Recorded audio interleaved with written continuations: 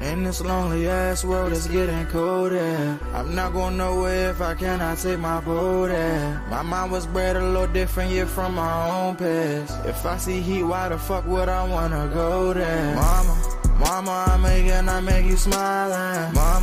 Mama, your little nigga came from wildin'. Mama, always got in trouble, I was shouted. Mama, now I'm staring at shit. Mama, I'm the pilot. Mama, if I want something, I'ma go get it. Mama, swim with the sharks, piranhas, and fishes. Mama, it's so hard down here, God is my witness. Mama, I know where I'm going. Mama, I'm a fan. It's hard not knowing who is really gonna be there for me. I wish you could be here to see me the day I start touring. Shit be on my mind every second when I'm not recording. I'm waking up conversating with the Lord every morning. I mistakenly took the wrong path, I had to rewind. I fumbled trying to move too fast, I had to keep trying. Growing up, I got in trouble, told myself to keep lying. So much stress be building up, swear I be needing me time.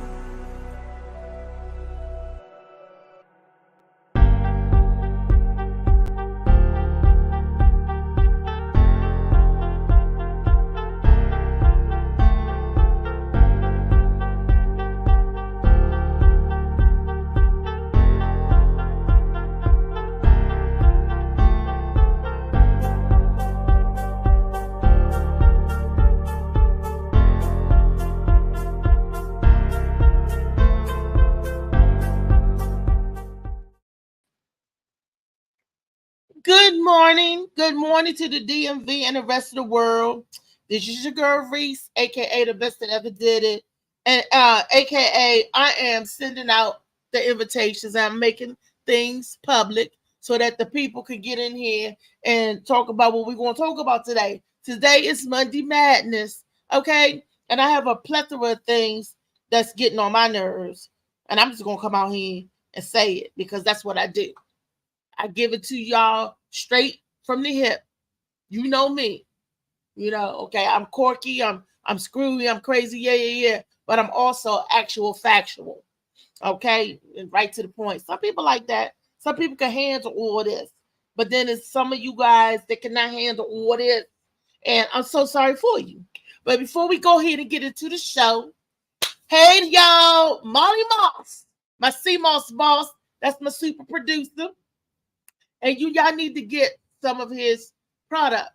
And his products is CMOS lemonade, CMOS smoothies, CMOS in a jar that you eat or you put in your tea and then you drink. Delicious. And we all know that CMOS is very beneficial and a healthy way of getting minerals and vitamins that your body needs. You know, CMOS only has 102 minerals properties, right?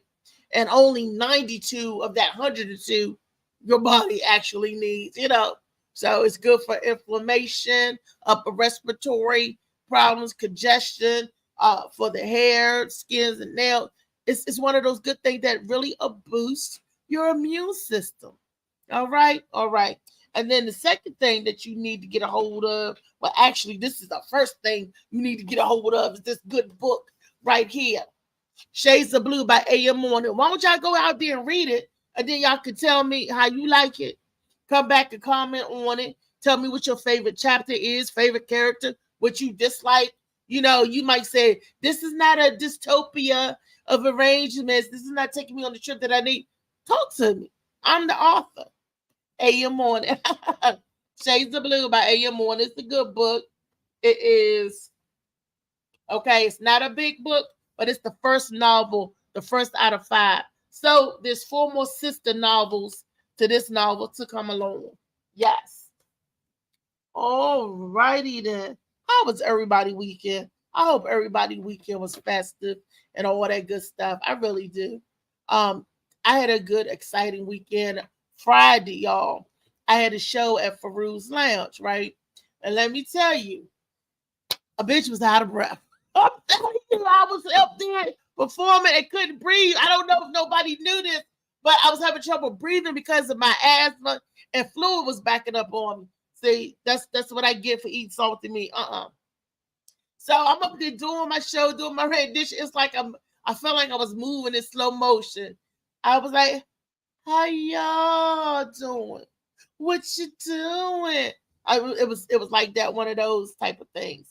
And it was so funny because Misha was with me. You know, everybody, all y'all know Misha, one of my besties, one of my A1 day ones.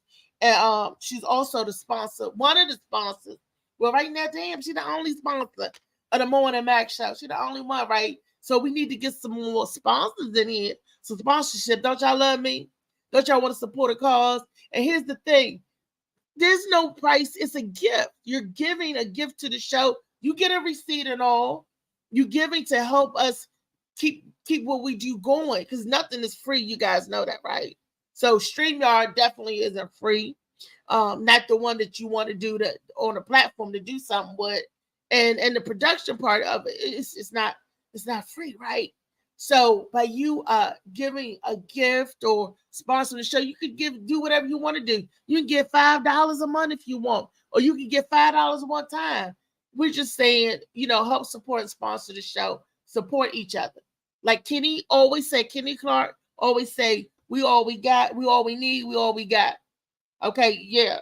So I might need to get hooked up with Angela also Brooks to see what kind of program she can get for somebody that's trying to rebuild and help the community like myself, you know. But the weekend was good. I was so tired and I was sick, but the show must go on. I know my aunt said, why are you out there if you're not feeling good? I said, no, I felt good. Good enough to get on that stage, tell some jokes, and make it do what it do. The show must go on, you know. And it's not that I felt I was just sluggish, because when you don't have enough oxygen, you be like, that's all. That's it. No panic or whatever. But only I knew that I was messing up, or I felt like I was messing up, feeling away, because only I know my jokes, right? And I know, I guess they thought me getting out of breath was part of it, because after I did my little stunt and gave my lap, I was tired, honey. I had to pull up a chair. I'm like, I know this is stand-up comedy, but it was sitting down funny today. I was like, oh, what? You got a bigger winded, honey. Ooh, all this, too much action. So that's how my Friday went. But I started taking my diuretics, fluid pill, help pull the fluid off of me, and taking my asthma medicine, my little breathing treatment, albuterol to the rescue. Yes. And your girl was fine. I was fine. I was all right. You know, that's why I'm here today. I may sound a little winded and all, but I'm here today, and I'll be here to hold up. I'll be here to do the Morning Mac show. I'm here today and do Mic Check Mondays tonight at Martini's, 925 Katy Drive, Martini's. I'll be out there with the Gwen Factor. She's hosting it. You know, she's hosting it and I'm boasting it. I like that. Man, I got balls for y'all. I always coming up with some great balls. I need to put them all together and just have at it. Let go. Anyway, that's what we doing today. Y'all see I got some energy. That's because I got some sleep. Okay? Now imagine if I get some of the other thing, how I'll be acting. Y'all wouldn't be able to stand me. Y'all just better hope. Let her have her sleep and her coffee. That's all she needs. Because if she get the other thing, she might lose her mind. I might come in here, wig, turn back. I don't know. You might get anything. So y'all just better let me be me, and let me put the Mizawagi up on the shelf. Because I'm telling you, if the Mizawagi was loose too, I wouldn't be able to stand me. Because some of y'all can't stand me now. But that's okay. Because your haters make you greater. So I feel them stairs. It's so good. You don't have to support me. You don't have to love me. I do none of that. Because as long as God got my back. What? I don't even speak a tongue. But shabalabala, whatever. But that's what I'm trying to tell you. It's so good to me. Okay? Yes, people. Moving right along with the show. Of course, you can tell it's Monday Madness. And I'm upset. And I'm mad about some things. But we had some video in place. Something we want to share with y'all. And I don't ask me where the piano is. Don't ask me where Kiani, Lee, Louisa, Bubba Cow, Jojo Baby. Don't ask me where None of them folks is, because guess what? I don't know. Rodney, where you at? Dad mentality. I don't know. Jay Killer. I don't know. Phil. I don't know. I invited you. You always welcome to come. If you come, we have a party. If you come, we gonna have a party, have a good time. And if you don't come, we still gonna have a party and have a good time. Because I'm gonna bring it to you one way or another. Promise you that, boo. So we got a video, Molly. We could go on to the first video. We'll keep it rolling and moving. And let me invite my my folks out here and share this. You will walk past a white person and say, "Excuse me, sir." Walk past a black man and say, "Move, nigga." That's a sickness. Yeah. That's a disease, bro. And it's a disease that you can't get away with just no speech. I can look through a black man and tell if that man want to kill himself. He can be smiling as big as day, and I can tell when he hurting, because the eyes is the chamber to the soul. Yeah. If the eyes don't match the smile is not real. Molly, that came from my brother Molly. I know that came from Molly. And I thank you for that, Molly. That is actual factual. Molly, let's hear that one more time, because I don't think they're really paying attention to us, Molly. I don't think they know what that dude just said. I really don't think they know. Or do they know and they just not getting it? Some people like to stay asleep. You know, I like to wake everybody up, you know. So some people do like to stay asleep. Let's go. Let's see what he's saying. Y'all listen. Listen. Past a white person and say, "Excuse me, sir." Walk past a black man and say, "Move, nigga." That's a sickness. Yeah. That's a disease, bro. And it's a disease that you can't get away with just no speech. I can look through a black man and tell if that man want to kill himself. He can be smiling as big as day, and I can tell when he hurting, because the eyes is the chamber to the soul. Yeah. If the eyes don't match the smile is not real. You will walk past a white person and say, "Excuse me, sir." Walk past a black man and say, "Move, nigga." That's a sickness. Why do we do that? Do y'all understand what he say, that that's a sickness? That because you have you see other black people when you see each other, and we are mentally conditioned or brainwashed to feel that way about ourselves, and self-hate, self-loathe, and despair. Okay? So that's why when you see somebody else, you already hating yourself. So you see somebody else, you ain't gonna have no love for them. We need to be greeting each other like they do in Sierra Leone. How the body, and you respond, "Body fine." You know, we need to be happy when we see each other and give our brother and sisters lips and hugs. 12 hugs a day. That could change somebody's life to let each other know you're not here alone. You're not out here alone in the struggle. But he's right. When you do see white people, they pardon me. They don't even want to speak to pardon me. You know, we all go out the way. Go all out the way to say thank you and kind words to your brothers and sisters. I do. So the guy opened the door. Here you go, sis. I said, "Thank you." Oh, thank you. You know, in the store, "Excuse me, pardon me." You know, why not? Is it going to hurt you for showing an act of kindness? No. But we don't do that to each other, because we don't get it to each other because we don't love ourselves. How are you going to love somebody else if you don't even love yourself? Right? Who is this? The Beast? Is that Dad mentality? Morning. Morning. Good morning. Good morning. It's the Dad mentality. Yeah, you know, I wasn't going to come in. I got some construction going on in my house and some things going on. So I was like, you know what, I'm just going to watch the show. But after I saw check in, say what's up, holler at you for a little while. So I got to get back to it. Okay. Not a problem. Not a problem at all. We got a good show today. And so since you got limited time, we're going to keep on rolling with the videos. But what do you feel about the video that you just saw about what that young man said? Well,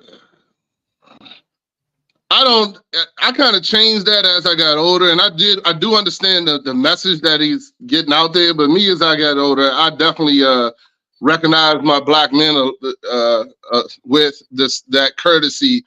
I'm always like, "Good morning, brother. How you doing, brother? God bless, brother." Right. Type conversation with men nowadays. But when you was young, I understand that. When I was younger, then it used to be very derogatory and not even derogatory, but just calling a person something like either a dog or calling them a nigga or this, that, and the other is just something I don't do. Nigga could be a term in Germany.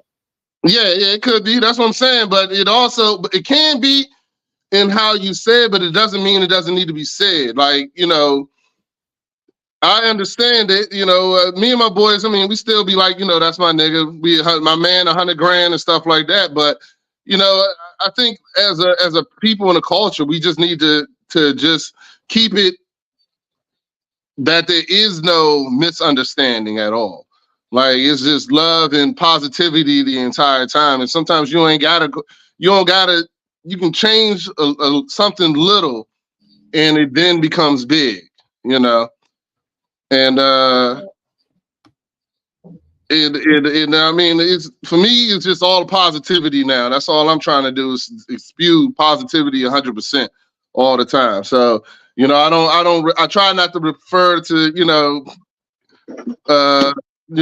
other black men as niggas anymore. And I definitely, don't respond to any females as bitches, even if be like, that's my bitch, you know what I'm saying? In the positive way.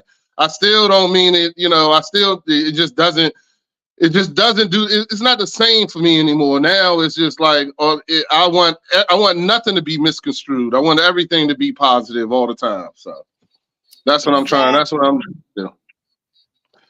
I did want to bring something else up that I feel that when you first played the video, the first thing I thought about was I was watching another video similar to that where the guy talks about black men and the disease that we have about keeping things in. We don't talk about our issues. We don't talk about and one of the biggest things is, especially in my era, we was trained that you can't cry.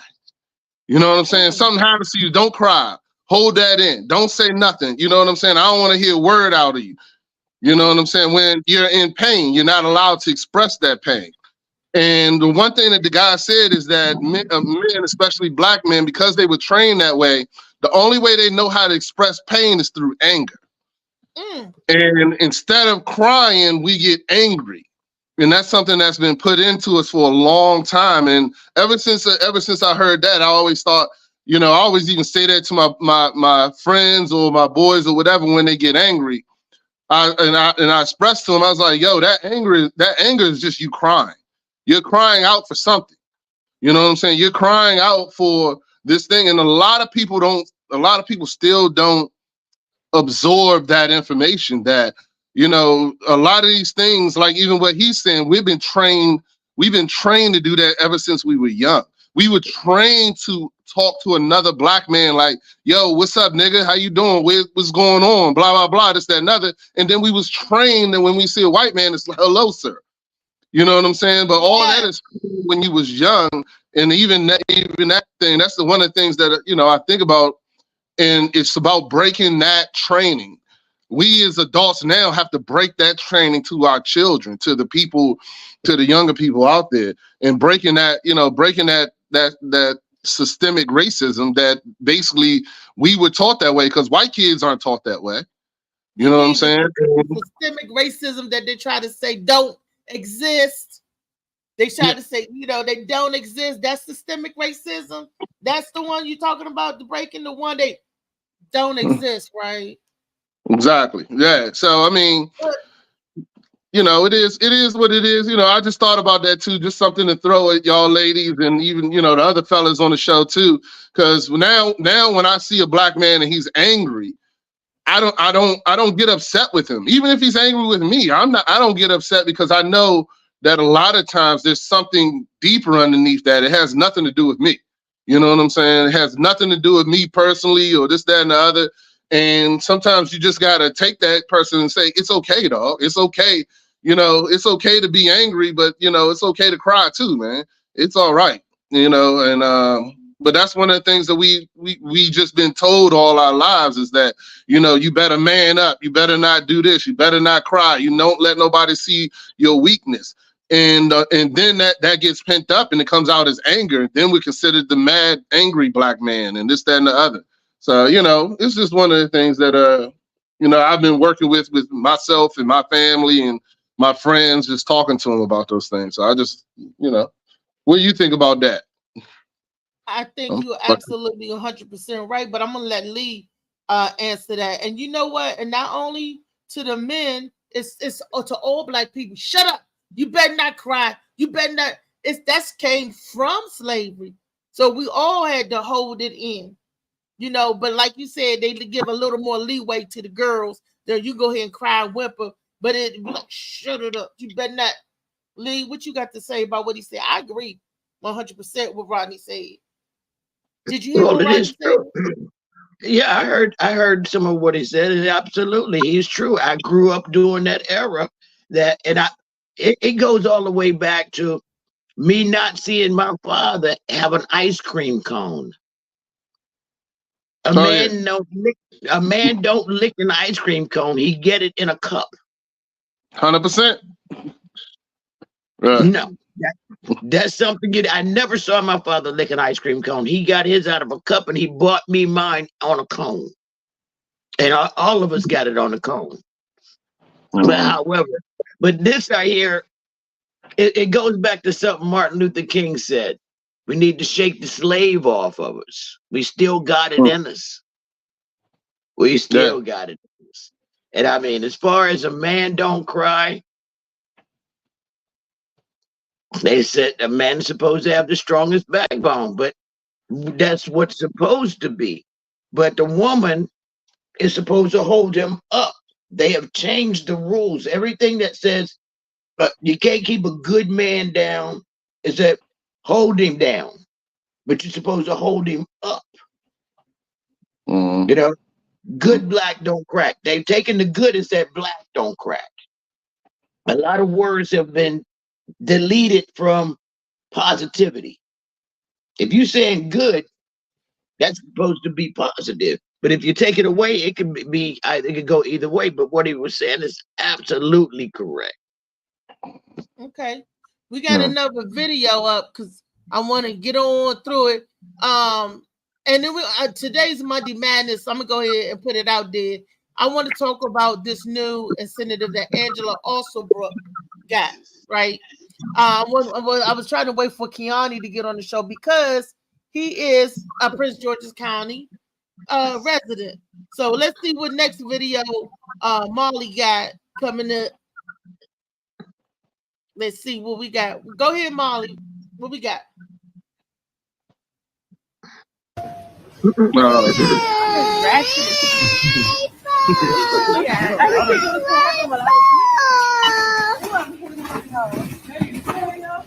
all ghetto as fuck. You can't have shit over here.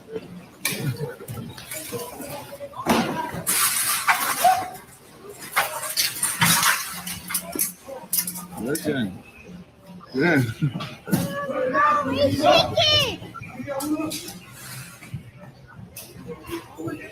Shit on him.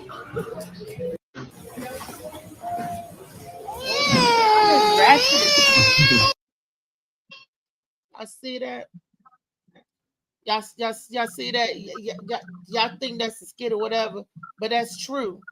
That's how they was getting down. People running in the store and running out, ripping stuff off like that, right? And that lady, she stood up there. She said, "Y'all is ghetto as fuck. We can't have shit." And if a lot of youngins think like that, you're right. You're not because they don't. The people in the store, of course, their stuff is insured. So as their insurance go up, guess what? The prices in the store gonna go up, and that probably be the only store in that area which is gonna have inflated prices for your tennis shoes and shirts like that. We don't know when we do this stuff like that. We hurting our community because it's in our community. People not gonna want to come in to patronize the stores. People gonna think that people getting ripped off. It's sad. How do we change this? Because this is happening more and more. When I was growing up, we didn't see that much. That was hardly ever seen like that. This is boosting at an all-time high. They got a whole team. Well, how many kids ran up out of there with them blue bags? How many did y'all see? It was like eight of them. Can y'all count them? 1, 2, 3. I didn't count. There's a lot of them. They still come running by. They got bags. Them blue bags, y'all. And no securities, and they just like They're not allowed to chase. They're not allowed to, yeah. They're not allowed to chase them. But there's another video where the white guys are doing it too. They're not showing that. I think I found one, but white folks are doing it too. But it's not just black they people. Doing it out of what stores? Are they doing it out of high-end stores, out of their stores, or they coming to our communities doing the same very thing? high end? They're doing it at a high-end stores and walking out like they're entitled to do so. Yeah, with them in their hand like this, too, still in bags. Just Because walking I out. saw a video that they had. I don't know where they are, but the And these girls- are grown, but what you say? you talking grown ass men, grown ass women doing it. Yeah. Jojo, baby. Good morning, baby. How you? You want to talk? You want to say something? Hey, I see what's happening.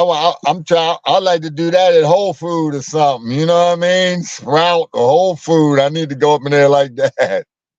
Just fill my bag. When I saw that, the first 20-year-old me would have put on.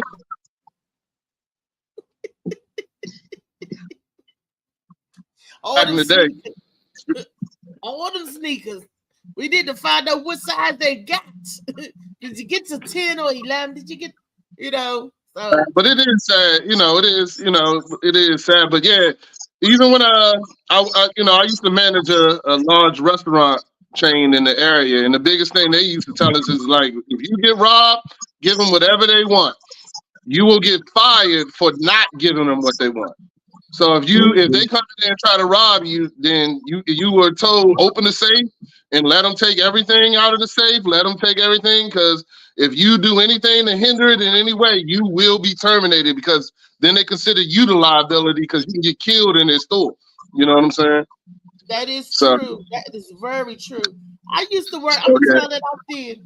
True story. The K of Kentucky Fried Chicken. That's what it's called back in the day. Or 202. I used to work there. They used to rob that store like every other month. And the one month I remember I would happen to be working. They took us over, put us in the vault. This is a gunpoint. We were supposed to open up the safe, the Rex, to get them whatever they want. I even packed up a 21-piece bucket of chicken and here you go. It was crazy. And you're right, you can't do nothing. And we used to have panic buttons to alarm the police. They said that we couldn't even do that no more because one time they took hostages. So when you stuck inside with the criminals and they're outside with the police outside, and we stuck inside with the people with the guns.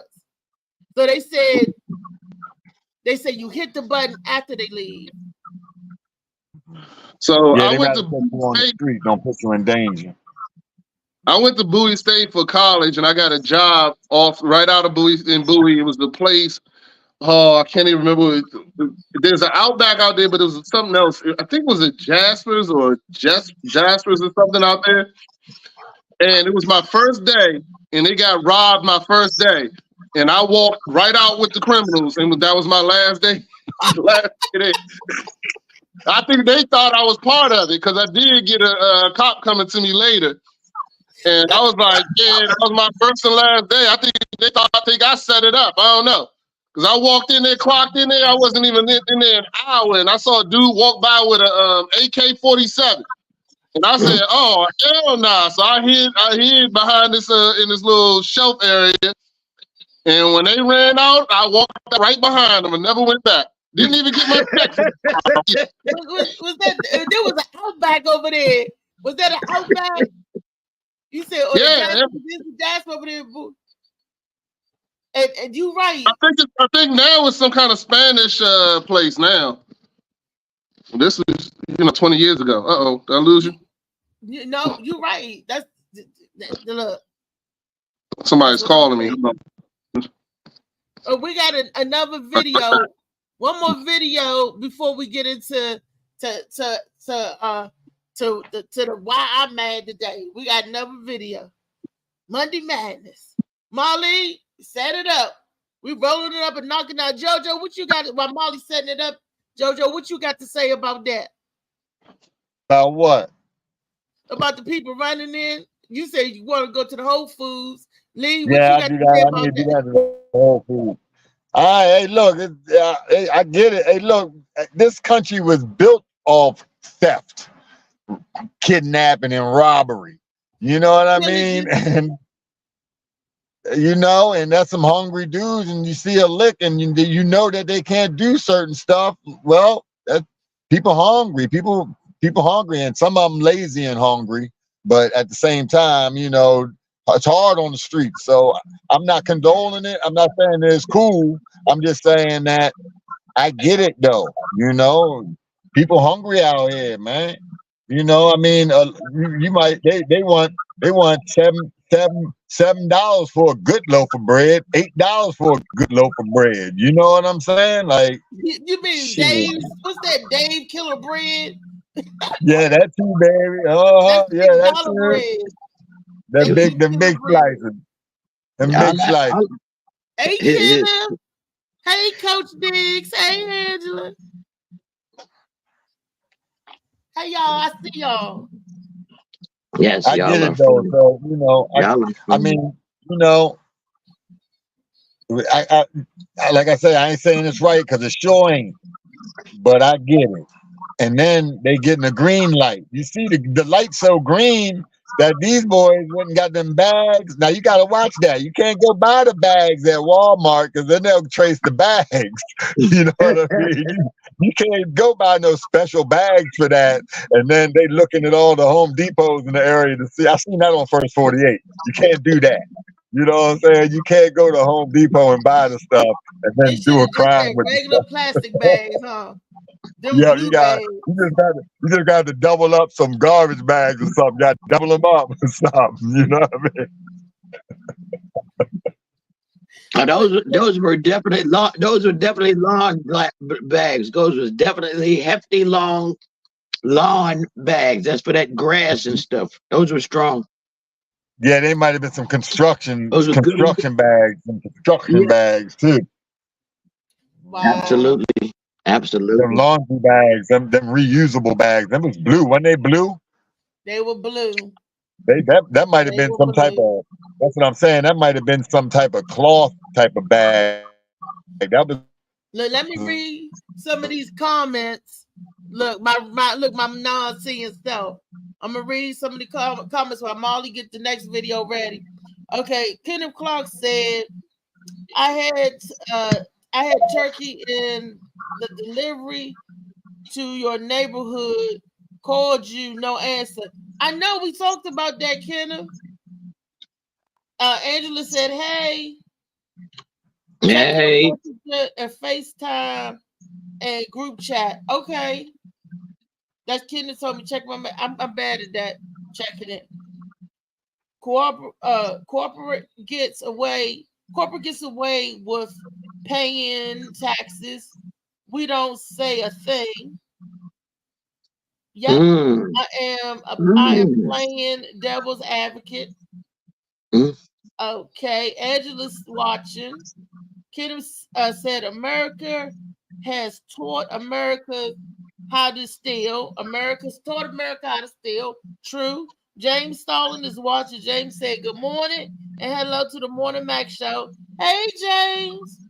Hey. He said JoJo Baby is back in the building. He said, Miss Lee, how are you? Louisa is watching. Hey, Weezy. All right, y'all. Molly got the next video set up. Let's see. So why I don't see nobody talking about what Lala out here doing? So nobody gonna speak on what Lala out here doing, because 9 times out of 10, Lala done made another big move again. That's right. You know, Lala been on her thing where she's been, you know, tapping in with the real rights on the island, bringing positivity, trying to help them get their life together. Even when they come at home, they got clothes to wear due to her. She's been doing her thing in New York. All right. And now she just took it a step further to help get the Clean Slate Act bill signed. That's right. So basically, what she's doing, if you came home recently, whatever, you may have another second chance at a clean slate, meaning you could get the fuck up and go get a fucking job. She's making it to where y'all don't have no more excuses. She's giving y'all another chance, and I need to see more outlets posting this. New York, I don't know the exact rules or the way it worked, but look into this Clean Slate Act. If you just So why I don't see nobody talking about what Lala out here doing? Okay. So nobody gonna speak on what Lala out here doing? Okay. Hadn't heard about it. No, look. Exactly. We don't hear about the good stuff that happens. I mean, that is a good thing. JoJo, I'm gonna let you go first since you know a little bit more about the system than I do and a clean slate. Is that beneficial or what? I don't know nothing about the Clean Slate Act for real. That would have to be for somebody that got like one charge or something, maybe, you know. I know they're not doing no regular street dudes like that that been in and out the system a few times. You know what I mean? They ain't that Clean Slate Act ain't coming there. But I do praise the act. That is good. If you got a charge or two, we need that, because a lot of little fake charges you should never have, you know what I mean, be getting put upon us. You know, just like we used to pat our pockets down and find weed and give us a weed charge. That's all. So we ain't got no rights. You know, we lose our rights to carry arms. We lose our rights for everything. So I think that, you know, that act should be something, and there should be a lot more acts in that type of manner that would give even somebody that 20 years was 15 years ago was 10 years ago was a career criminal and now is doing nothing but good things and working and being a taxpayer. Why are they still being punished for their past ill mistakes, you know? So I think there's a whole lot of room for things like that to happen. But that's a good joint. But I don't think it has something to do with somebody that got more than you had just tiptoed in and just got in, and you come home and they might hook you up. But I don't know about, you know, somebody. I gotta check into it. I will do a little research on that though. I'll give you further word on that. I think that everybody that got them weed charges, now that they made weed legal, everybody that got those weed charges need to come on home. If you got locked up for carrying something that now is legal, they need to clear them jails out, because you ain't no criminal. If you ain't really did that, because I know a lot of people that got 10 years for weed or however long for some weed. For real, that's real talk. They got popped for marijuana, and look what marijuana is free now. I mean, not free, legal. Send them people, you know, home. That's what I'm saying. But they made them do 85% of their time. Whatever the judge told them. Then Clinton passed the bill nobody knew about as after it was passed. Seems like that the criminals do 85% of their time. Instead of if you got 12 years, you had to do 85% of that 12 years that they gave for your marijuana charge before you could be up for parole. That's deep. That's deep, because we all make mistakes. Wrong place, wrong time. Thought when we could get away with something to try to make our life better. You know, wasn't nobody out there slanging and killing people. We was trying to get up to the next level to get out. And a lot of people got popped. People that I know, like, wow, they wasn't no heavy pushers, but they was just trying to feed their family, basically. That's all I'm saying. So, and then each state, I think, got their own thing, because this is up in New York. So I don't know if Maryland got something like that, or Virginia. You know anything about Virginia, Lee? Hell no. I'm just looking at the whole picture. I mean, Once you get in the system, you're going to end up with additional charges. You got that one small, minute charge of marijuana, which you shouldn't have went to jail for anyway. Then you're going to end up with a charge while you're in there trying to fight. I mean, somebody trying to fight you and you trying to defend yourself. So if they did take away that and you didn't shank them up, you ain't getting out.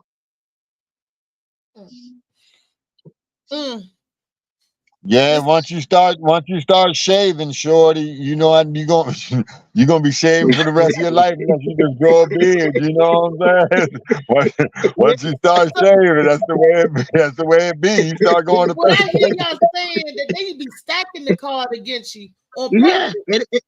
Yeah, well, just to try to. I'm not trying to combine the two. Of looking at those kids that was stealing out of the store, and then they got this guy that went to jail for weed, right?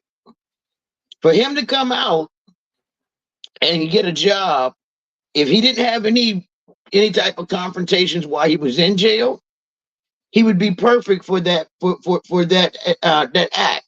Okay, that would be perfect for him. But his mental is still messed up. I mean, I met a guy in Kentucky. He did 42 years in jail. He was only out 3 days and he threw a brick through the damn window so he can go back to jail. I mean, once you become institutionalized, it's hard to come back out into civilization. Because that's a whole nother world. You think the military is a world, jail is a world, and what we live in is a world. It's three-dimensional world we got going. It might be 5. Who knows?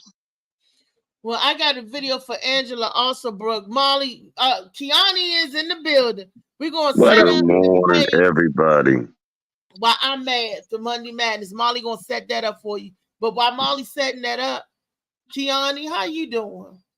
I'm feeling good. I mean, it's 8 o'clock over here on the West Coast, so it feels good. Oh, you over here on the West Coast?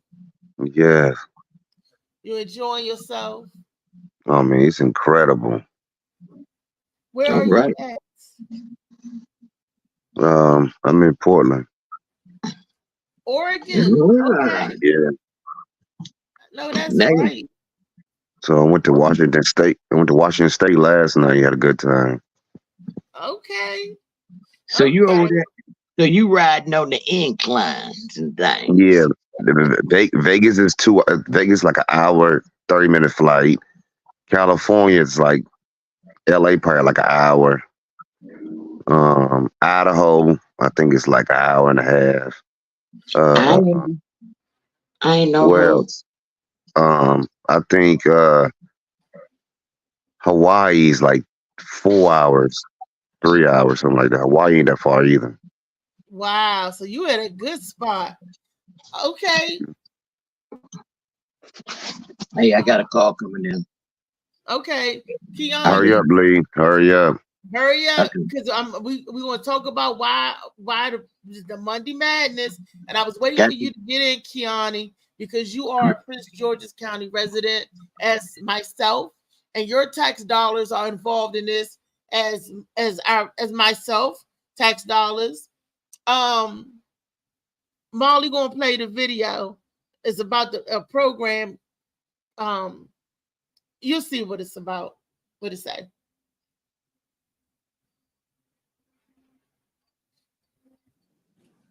Good morning, everyone. Very exciting day here in Prince George's, and I apologize for keeping everyone waiting. As you know, it's never a quiet moment in the county, and so I apologize. We had some things we had to care for very early on, but how delighted I am to be here today with the Greater Washington Community. Which is a guaranteed basic income pilot program. That probably does deserve a round of applause. We are delighted to see Dr. Askew here with us yet again. We told him he could not get away from us completely, and he has not. So I want to thank him, the Community Foundation, the Meyer Foundation, and also thank the County Council for their contributions that along with $1 million that I have allocated will provide a total of $4 million to ensure that we're able to pilot this program for Prince Georgians who are most in need. I also want to thank our Department of Social Services for the work that they have done. Gloria Burnett is here today. I want to thank her so much for her leadership to help us administer Thrive Prince George's. A guaranteed basic income is a proven way to help lift people up. These unconditional cash payments help vulnerable residents rise from the cycle of poverty. The Stockholm Economic Empowerment Demonstration, called SEED, was the nation's first mayor-led guaranteed income program.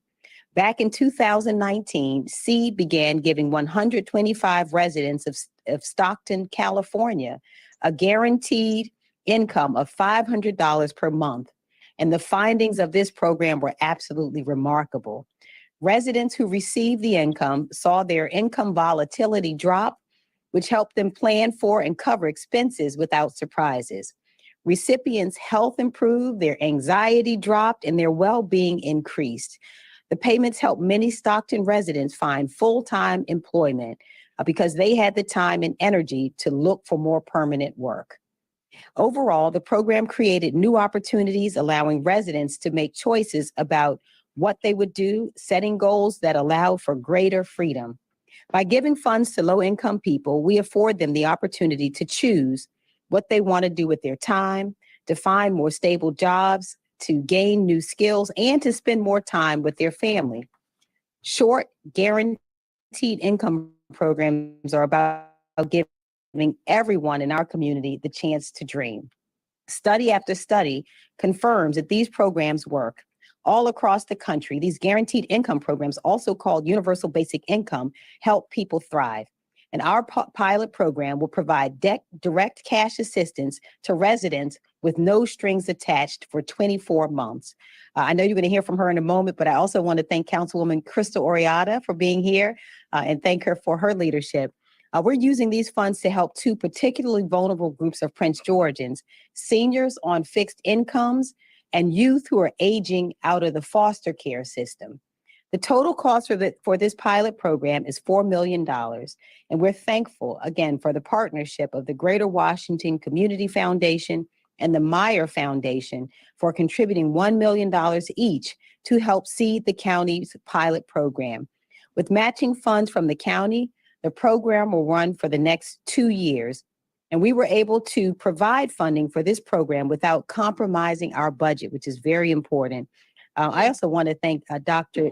Sanmi Ariola, who is here, our Deputy Chief Administrative Officer for Health and Human Services. Thank you so much for your leadership. We can stop right there, and then when we come back, they're going to talk to some people that you know that's in the program. Now, Kiani, I wanted to talk with you about this because you're a Prince George's County resident like myself. And she's saying that they're only helping these two particular groups, okay, from 18 to 24 to get them, you know, positive continuing income.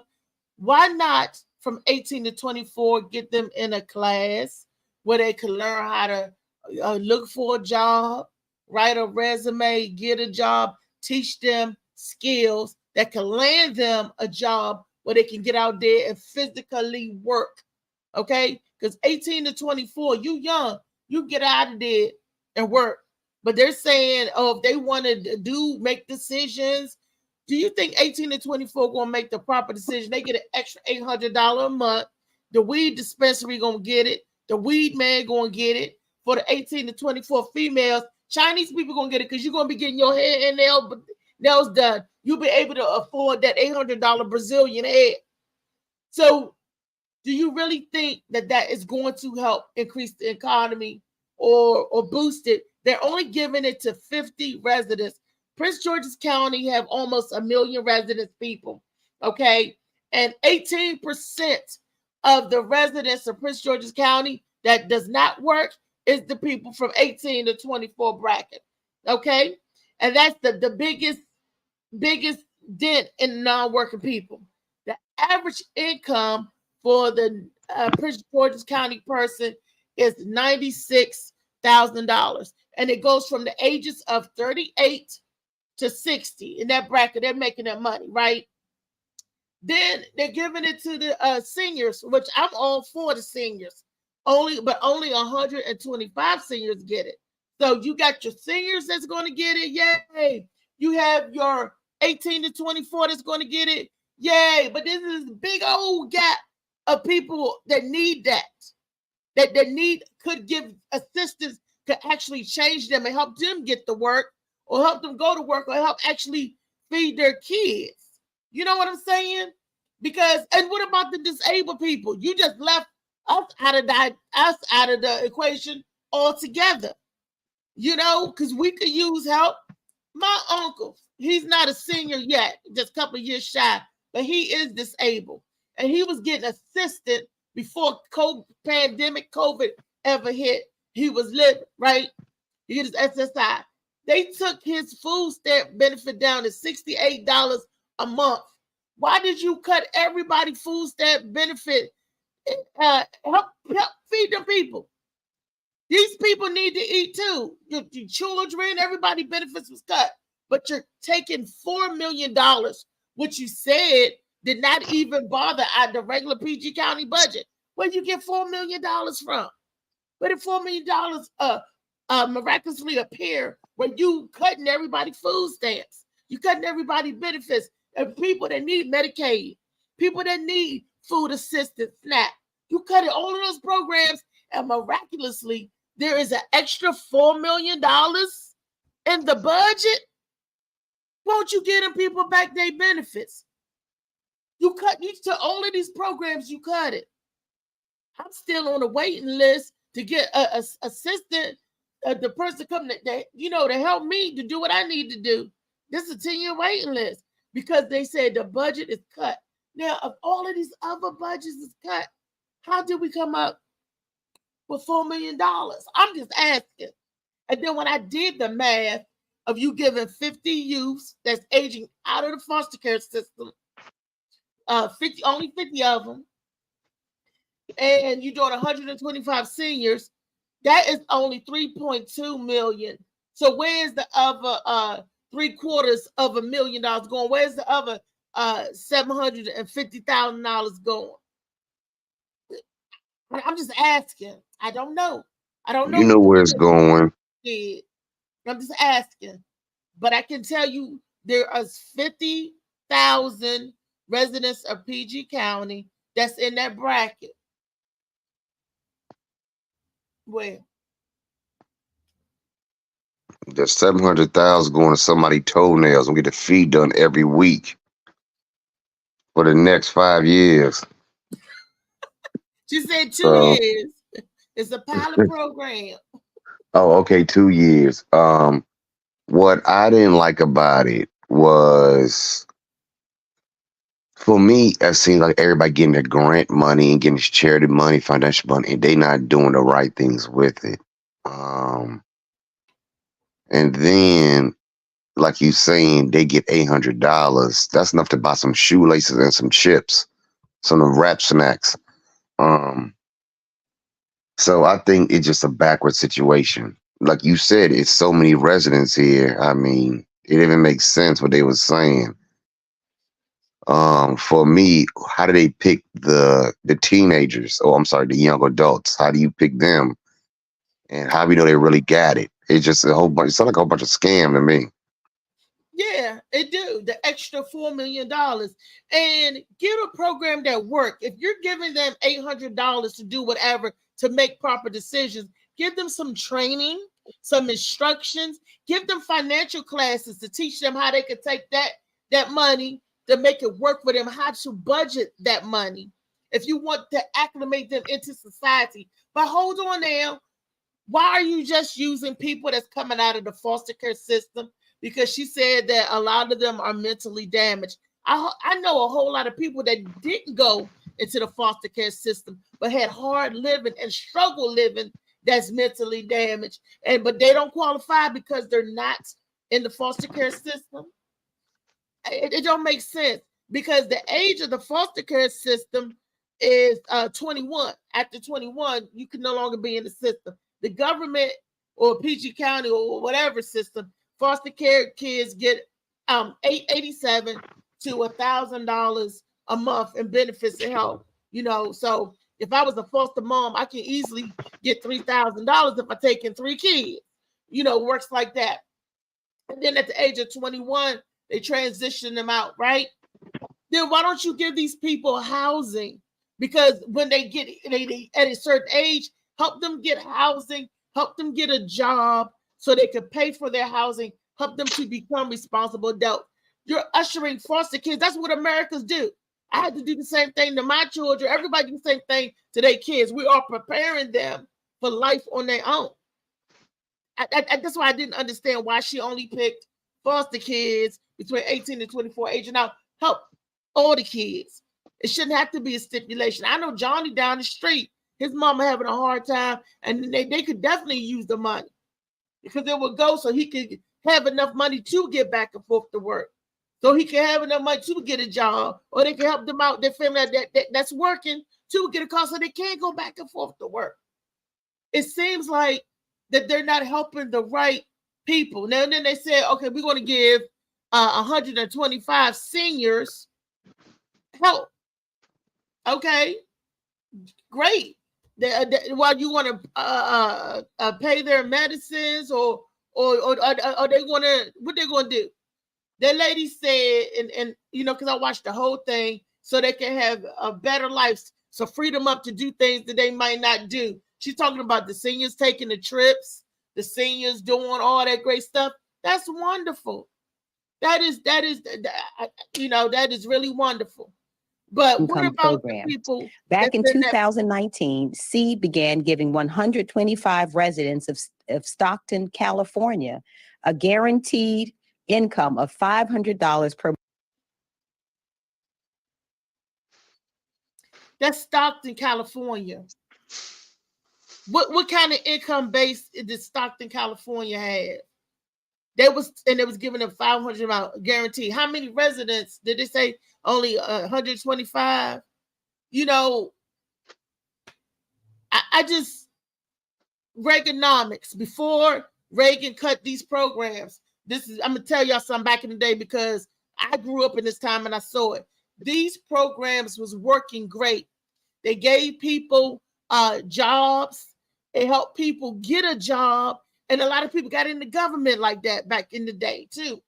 And it'd give them people trade where the people was going out there getting jobs, working, and we had pride in our community because people was working and you feeling good about yourself. Look, I'm gonna say this, right? And I'm gonna say it on my right foot because I'm not gonna back off of it with the left. Okay, I'm gonna stand on this on the right because I'm not backing up on the left. Okay, and it says so in the Bible. It's plain and simple. You give a man a fish, he'll eat for a day. Teach him how to fish, he won't go hungry. Teach these children how to fish. Teach these children so they won't go hungry. You just giving them handout. You're not even giving them instructions with the money. Here's the $800, Jenny. Jenny said, oh, I got some extra money. I'm going to party. I'm going to do this. Because you're not teaching them financial literacy. So many of us don't know what to do with the money that we ain't taught. Do you know how many kids don't even know how to balance the checkbook? Everything's that, you know, we need instructions to go with that money. You just can't. You're just giving it away. It's like you giving pearls to swines. Not saying, I'm not stopping nobody hustle, not saying that they can't use it, but a whole lot of people can use it. And how are you picking who gets it? What program that was open up so apply? Because I'm gonna get my uncle to apply for the program because now he's the senior. I'm gonna apply for the program because I'm disabled. I should be able to get help too. I should be able to apply. Whatever lottery you picking out of, everybody should be able to be picked out of that lottery. I'm trying to understand that. I just don't get that. You know, and I know that we can't help everybody, but that $4 million appropriated in the right way can help a lot more than 175 people. Because there's almost 1 million people in Prince George's County, residents. And 175 people, I'm just saying, y'all. I'm sitting up here doing the math and the numbers, and I'm looking at the percentage, and I'm like, wow. And even the migrant flow, the people that migrants that's in Prince George's County. Help. All I'm saying is a lot of people that need help. Hell, I need help. So, woo, Kiani, let me read some of these comments. Okay. Because I'm like, woo. The Gwen factor, she said she's watching. Gwen, you are a PG County resident. And what do you think about that $4 million seed program that they're giving these youngsters? Okay, let me see. Yes, the Gwen is watching. Kenneth, she said she's speaking nothing but lies. She's talking about Angela Alsabrook. Kenneth, get on here. Where you at, Kenneth? Because you got something to say about this. He said politically start. She is running for Senate. Yes, she is running for the Senate office.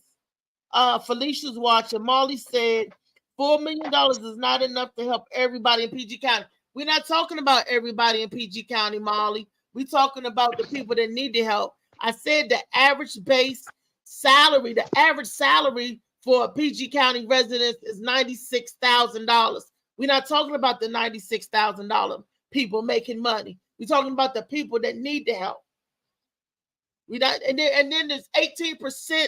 They said a PG County isn't working, and that's the kids that's in the 18 to 24-year-old basket. That's 18% of the residents not working, not doing nothing at all. All I'm saying, $4 million in a different program can go a long, long way. I'm not stopping nobody hustle, nobody give the people. Get the people. But if you got extra $4 million, how you get an extra $4 million when you just cut everybody benefits? You cut everybody food benefits. Then all of a sudden now you got an extra $4 million. That don't make sense. You would think that if you had the extra $4 million, it could go back to people benefits somewhere else. That need the help. That's all I'm saying. Kiani, am I saying anything wrong? You said what, Reese? Get on the show, Kenny. What'd you say, Reese? I said, am I saying anything wrong?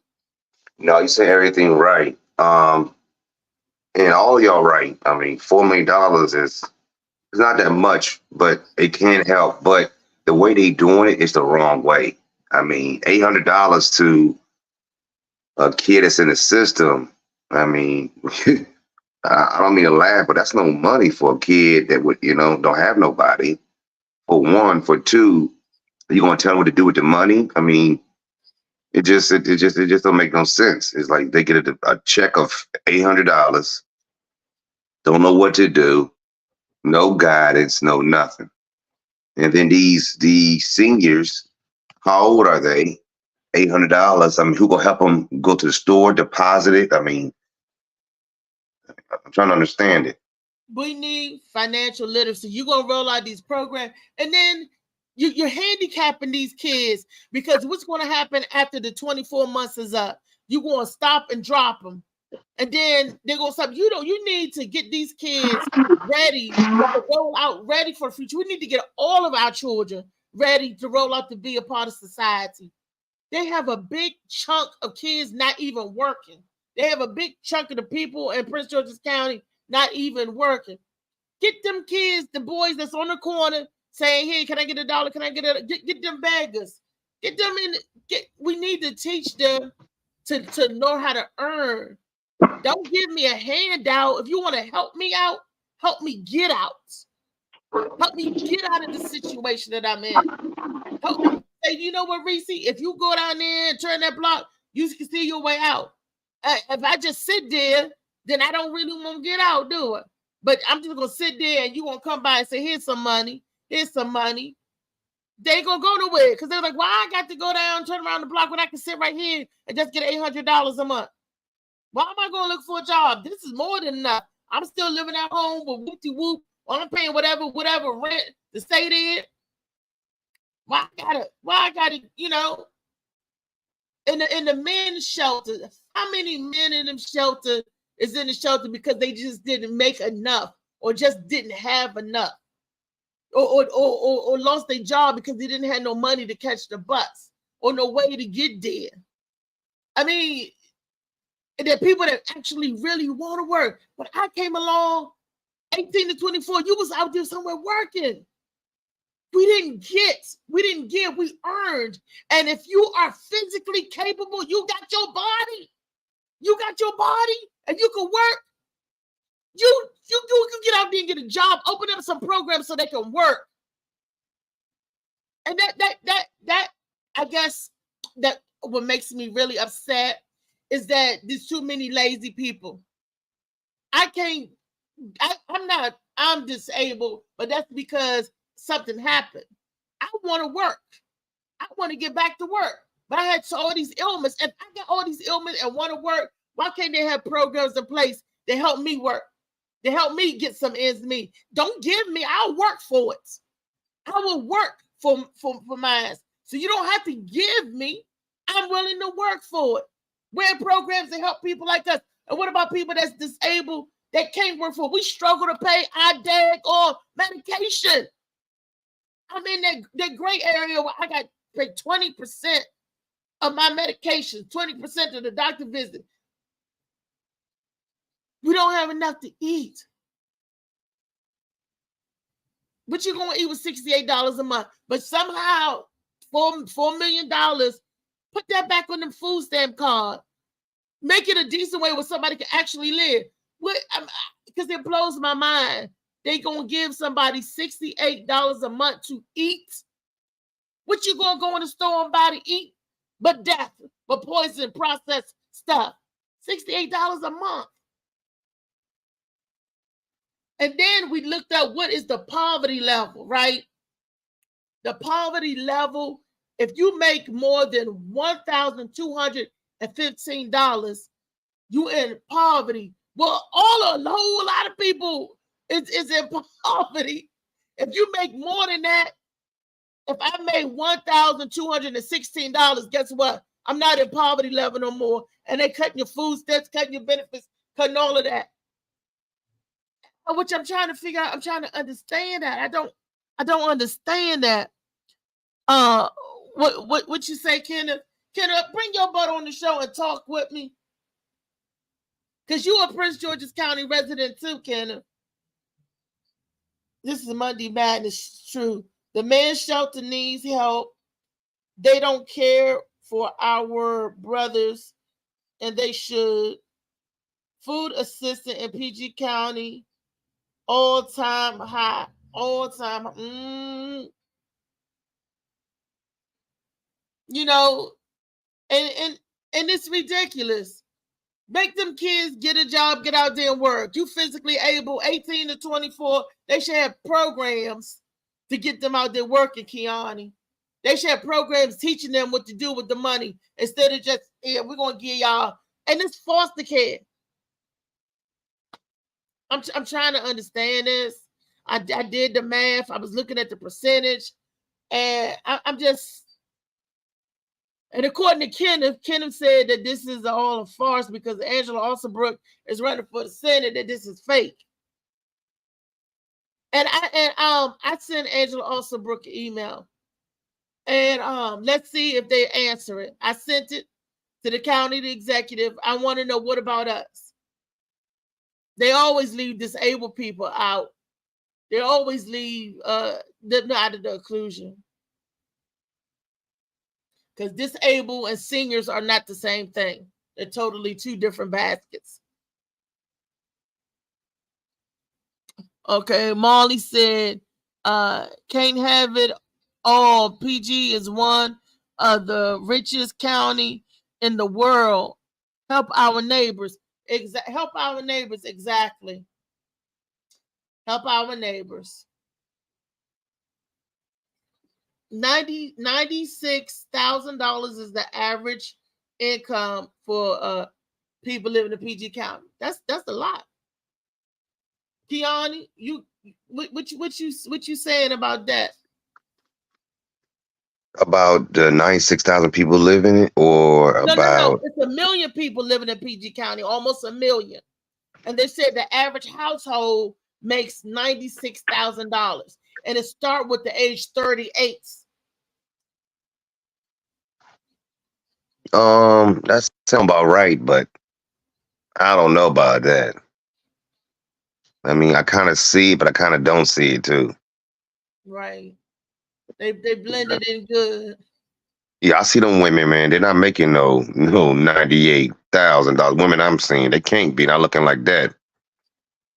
I mean, so I don't know what they did. Something ain't right with that. Somebody ain't telling the truth. Look, we got some more video for y'all to see. The same video with Angela Alsobrooks. We got, and with these two young men said they're in the program. Molly, we could fast forward to Angela Alsobrooks, I think the 32 minutes in. And the guys, that's what the statistics say.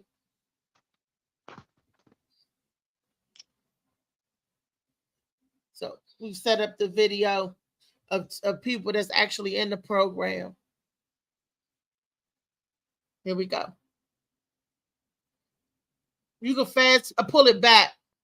So when he first come on, because I want everybody to hear these two guys. Part that and Kenny Curry.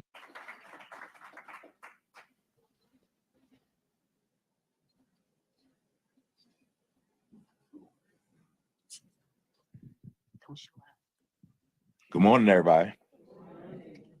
So I've been in CASA since the age of 8, but I've aged out 4 years ago. But I still get my support from them. So saving money is going to be a big part for the people that's aging out of foster care. Just to help you succeed in life, That's all I got to say for real. I'm Kenneth. I don't need a mic. I'm Kenneth Curtis. It's been about 10 years for me. It just depends on who you are as the child, or emancipating out of the system. It can help or it can spoil the child. It just depends. But it can be beneficial because there's no support. People don't come out, parents or people barely have friends. I had friends. I had people I can gravitate to. So I had the housing kind of like and the funds. But it's just who you are. You know what I'm saying? I'm not gonna say the funds just gonna make everything better, to be honest with you. But it's just, housing, and just if people could just come behind and just have a word of mouth behind the money towards the kids, it'd be a big help. I'm trying to be a lot clear. I've been going through a lot last couple of days as far as family members and things. So, I'm trying to keep it together, but I'm on the freestyle type of tip. But just as you are funding the kids, just stay behind them, just peek in on them, let them go through mental illness, let them have illness, just check up on them, because the funds could help, or it could be a downfall. So, and I'm just talking off experience and just seeing people around me emancipating from out of the system. So, that's all. That's all I got.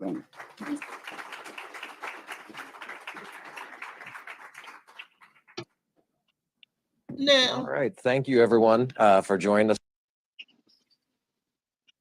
Keanu, what you think about those two guys that you just saw? One 10 years out of the program. So you 10 years.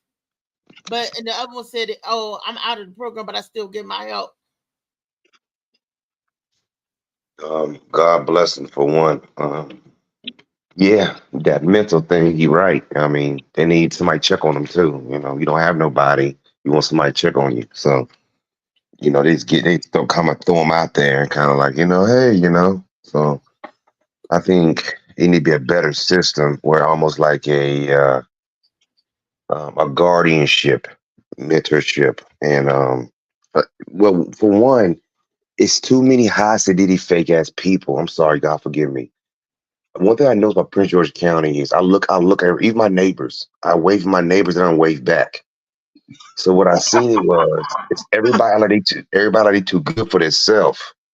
You know what I'm saying? Instead of helping out everybody. You know what I'm saying? So it's like, it's almost like a slavery mentality. You know what I'm saying? Like they got the money, but they don't got the attitude. You know. Hey, Isaiah, how y'all doing? How you doing? Hey, Booba Cow.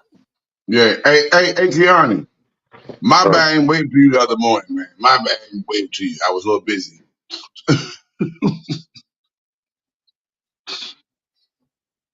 He said people don't wave in PG. I live in PG. I live by Six Flags, so I know what he's talking about. But I'm just saying, if you waved to me the other morning, I ain't waved back to you, Kiani. I was busy. My bad. Okay, now we talking about that program that Angela also Brooks rolled out. They found $4 million, so now they're gonna plant a seed program. Have you been watching? You been listening to that? Oh, Booba Cow. Well, let me kind of catch you up. But before I catch you up, Molly, what he said is right.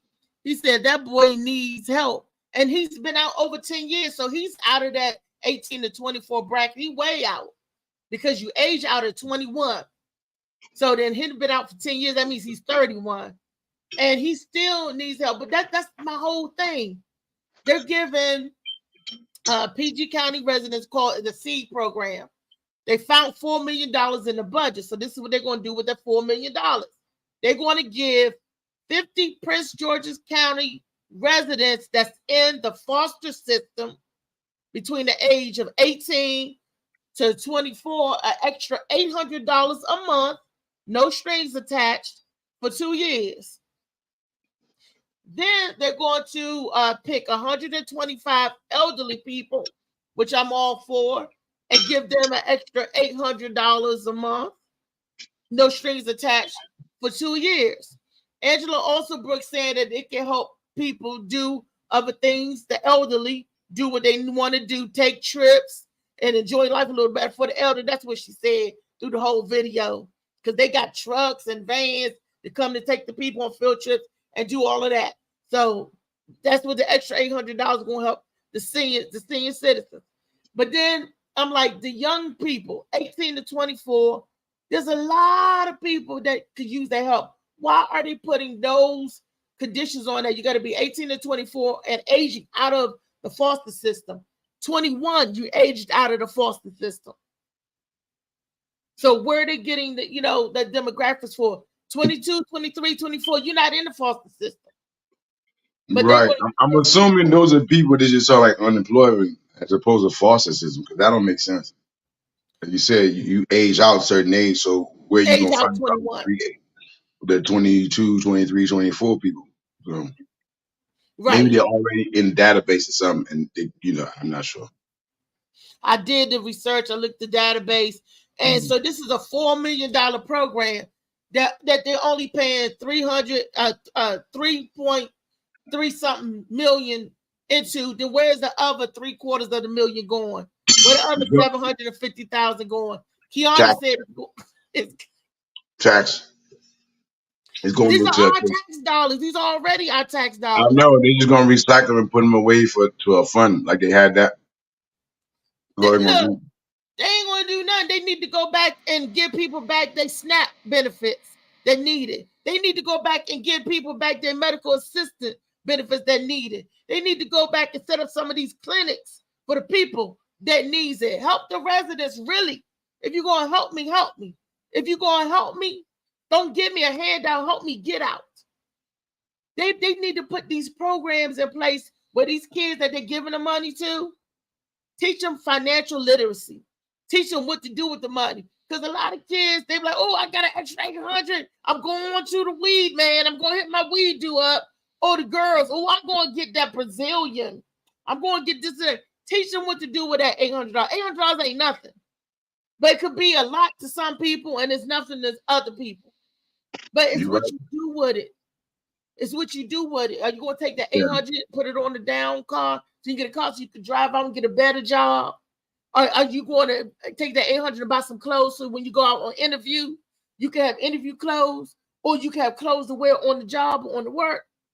You're going to put take that 800 and go pay for a class so you can go learn a skill. That's what I'm talking about. Don't get them a handout. Help them out. Right. I feel Help you on them that out. one. I feel you on that one. You know, like I said, back in the day, we had a thing called Reaganomics. They were paying the kids. They was giving them stipend to go to school, take a class, and a lot of people took advantage of that. They was getting people in the government. People was going in government. People was working. They was working. You seen a 18-year-old, 18 to 24 that didn't have a job. They was strung out on some drugs. But 18 to But you 24 back in the day, they was use working. If they glorified wasn't Reaganomics. working, they was on something. Did you Everybody was use working. glorified Reaganomics? No, Reaganomics messed everything up. This Oh, was I a don't even. program. Oh. Ask Carmen I about know the that program. part. I was like, are we glorifying Reaganomics? Oh, I'm so. All right. That was back in the day. Marley said it's a lot of adults out there that can't manage money. Teach them. That's what I'm saying. Teach the kid, because adult children that grow up can't manage money is going to grow up to be adults that can't manage money. Right. If they learn it, they won't be able to. They'll know. Teach them, and also if you're catching them young out the gate, then you could teach them. Yep. You know, if I can't read at 18, I ain't going to be. He's going, and not unless I take some classes, I ain't going to be able to read as an adult. That's why they teach us reading as a child. So when we get out there as an adult, we know if you're going to truly prepare somebody, that's what you do.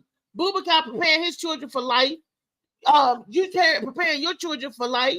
We everybody that have children, prepare them for the next level, for adulthood. Well, that's the whole premise of being a parent. You to get your kids to be able to take care of themselves, because we ain't gonna be on this earth forever.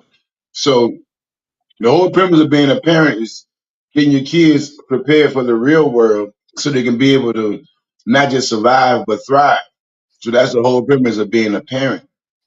You know, not just I'm feeding them till they get big enough to go do what they do. No, you got to prepare them to get ready to do what they got to do or what they need to do. So yeah, it's more than just being a parent. Say you're a parent. Okay, Molly said, I didn't read all of his paragraph. He said it's a lot of adults out there that can't manage money.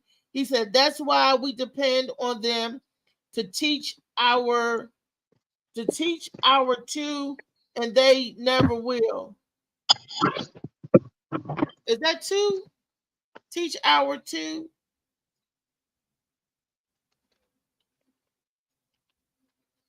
Kids. Oh, okay. To teach our kids, and they never will. But that's TOO. Okay. He misspelled. He missed, he put two. Okay. And they never will. See, that's why we gotta prepare them for adulthood. Prepare them. That's what we do. We try to prepare our children out there. There's a lot of people out there that don't know how to write a check. Kids and adults.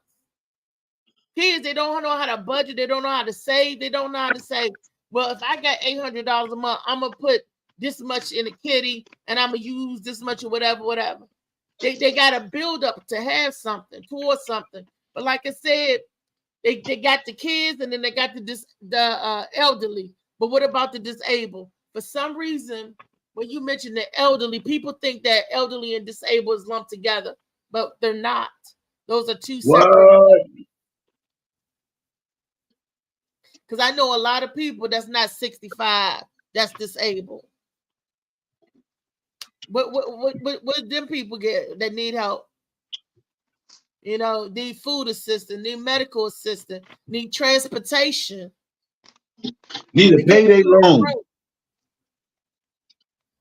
Need help living, assistant live. Help with family. Right. Need mental help. Well, the mental health part, that money can't fix that. That's got to be manpower right there to get Money enough. can help you make the copay. Money can help you be able to see a doctor. Money can get you money. Just make sure you have a doctor to go see. That's all. They want money. The Mr. Uncut in the house. Kenneth Uncut, that's another Prince George's County resident. You got Kiani Bubakau and Uncut, the men from Prince George's County. Kenneth, what you think about Angela Alsabrook and what you seen? Speak on it. So here's the real deal, y'all. Yeah, I'm not here to choose anybody's side because you could be a bamboo shoot in office. So it don't matter, you know, because I'm about tired when men speak up and they speak their voice and their opinion, and all of a sudden they got to be a woman hater or all this and that and the third. Like I said, it could be a cockroach in office. My rule and my premise is accountability for all. First and foremost, this is nothing but a political stunt. Let's just keep that on the record. Come on, let's be real. We got to see past through this nonsense, okay? Kiani and I was just down at the men's shelter, okay? See, we don't just talk. We actually boots on the ground, and we don't sit there and listen to their vision, okay? Because that's the problem. We listen to their vision, and their vision is what's leading us down to the actual real reality of what's actually happening. You got to get boots on the ground. You got to pull up. You got to survey the land. You got to see what's going on. First and foremost, she know daggone well, we should all know daggone well, that this right here is a joke. It is. It's a joke. The reason why I can say that this is a joke is because we have a percentage of the individuals that have aged out of the foster care system that stay at the men's homeless shelter. Okay? Now, how many of the men actually know about this program at the men's shelter? I'm here to tell you none. Okay? None. How do I know this? Because I'm there at the men's shelter almost every week. Okay? I get calls from the guys for the fact that there's 7 days in a week, and they're lucky enough if they get one meal a day. Let's talk about that. When me and Kiani pulled up, we didn't just talk, and we didn't give them no peanut butter and jelly sandwiches. We gave them food. We gave them food with dignity, with love, with joy. Let's be real. I'm not running for no office. Don't care to run for no office. That is not our agenda. My agenda is to help build the black man, to help restore the black man to the community, because when you don't build the black man, you don't have no community. That's where I'm at with it. Okay? So that's just where I'm at with it. See, we gotta stop falling for this illusion. It's an illusion. We pulled up. Antic.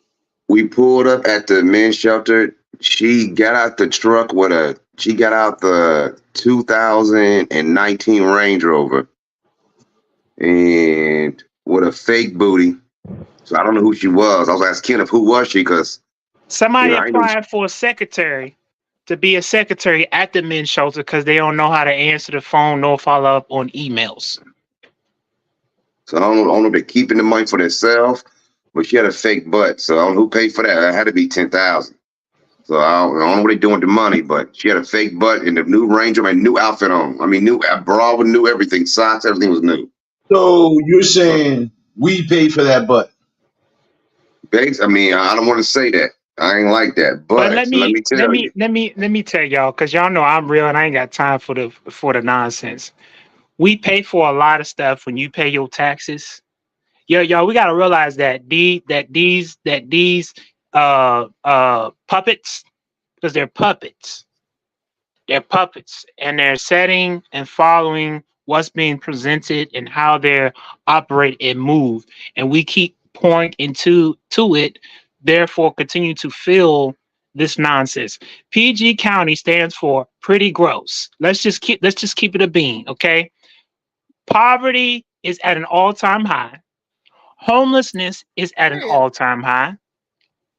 And this is not because I have any vendetta or I hate anybody. This is the real deal. I'm on the ground. I see it with my own eyes. We got folks that's staying in behind the Walmart in Clinton, Maryland. We got folks that are staying inside the libraries. This is the same type of council people that's now trying to turn our libraries into holding stations for warming centers when we could use the money, the taxes in this county. You Oh, mean that somebody. $4 million that they found that Oh, didn't even interrupt the budget?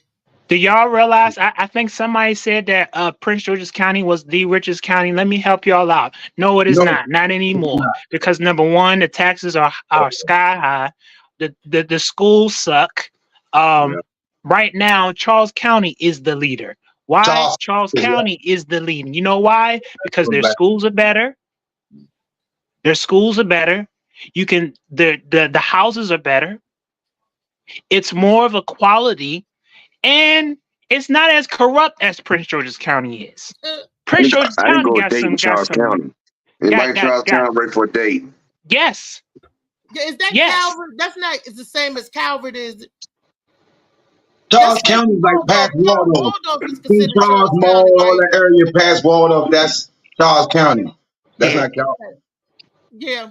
Calvert is Well, what's you that? know St. what? Mary's. The people, Yeah. when they did all that gentrifying in DC, they just pushed people out and out the people out to PG County, and then the PG County went out to Charles County. But Prince George's County has always had. Down. They've always had an issue with homelessness, poverty, their school. Let's talk about the $20 million of the lawsuit where the own police sued the freaking county and actually won. Let's start there. Let's talk about the police chief that was hired from Dallas, Fort Worth, Texas, because we had a corrupt chief. Let's talk about why folks are in Puerto Rico now trying to hire officers from there to come down in Prince George's County to police. See, if we're gonna really have a real discussion, we need not to sit here and take the Kool-Aid, because this is they took us with the Kool-Aid, and the Kool-Aid is sour. I don't like sour Kool-Aid. They giving us the sour Kool-Aid. This is a program, as those individuals, those young men that spoke, I bet you they probably were surprised they spoke the way that they did, and they probably was like, dang it, we should have put somebody in there, put somebody up there that could speak well. Already aged out. Then they was telling them about the program. That, like I said, and Molly said, and they still need help. Even after they aged out the program, like you said, those are the men that's in the shelter. A lot of the people that aged out is in the shelter. So why not go to the shelter and help that first? Within $20 million, I mean, not 20 million, $4 million, that can help so many people in the shelter. Give them transitional housing, give them a way to get a job so they can get back and forth. I know I ain't teaching nobody business, but I know some people that actually live in the shelter that work, but they just don't make enough to afford the rents. Yeah, because their average rent in Prince George's County is at least $2,500. It's at least. If it is under $2,500, you're gonna probably be paying at least a minimum of $1,600, maybe $1,800 at that. And that's not necessarily including food. You may have one or two utilities, because a lot of the apartments, either you have a water bill, you have gas, and sometimes you have propane. Propane might be used for cooking, and you still may have Pepco for your electric and your water bill, your renter's insurance, your co-pays, and your food, and you life insurance. And see, I'm naming all these things. We haven't even gotten to put any type of money aside in a savings account to even build. This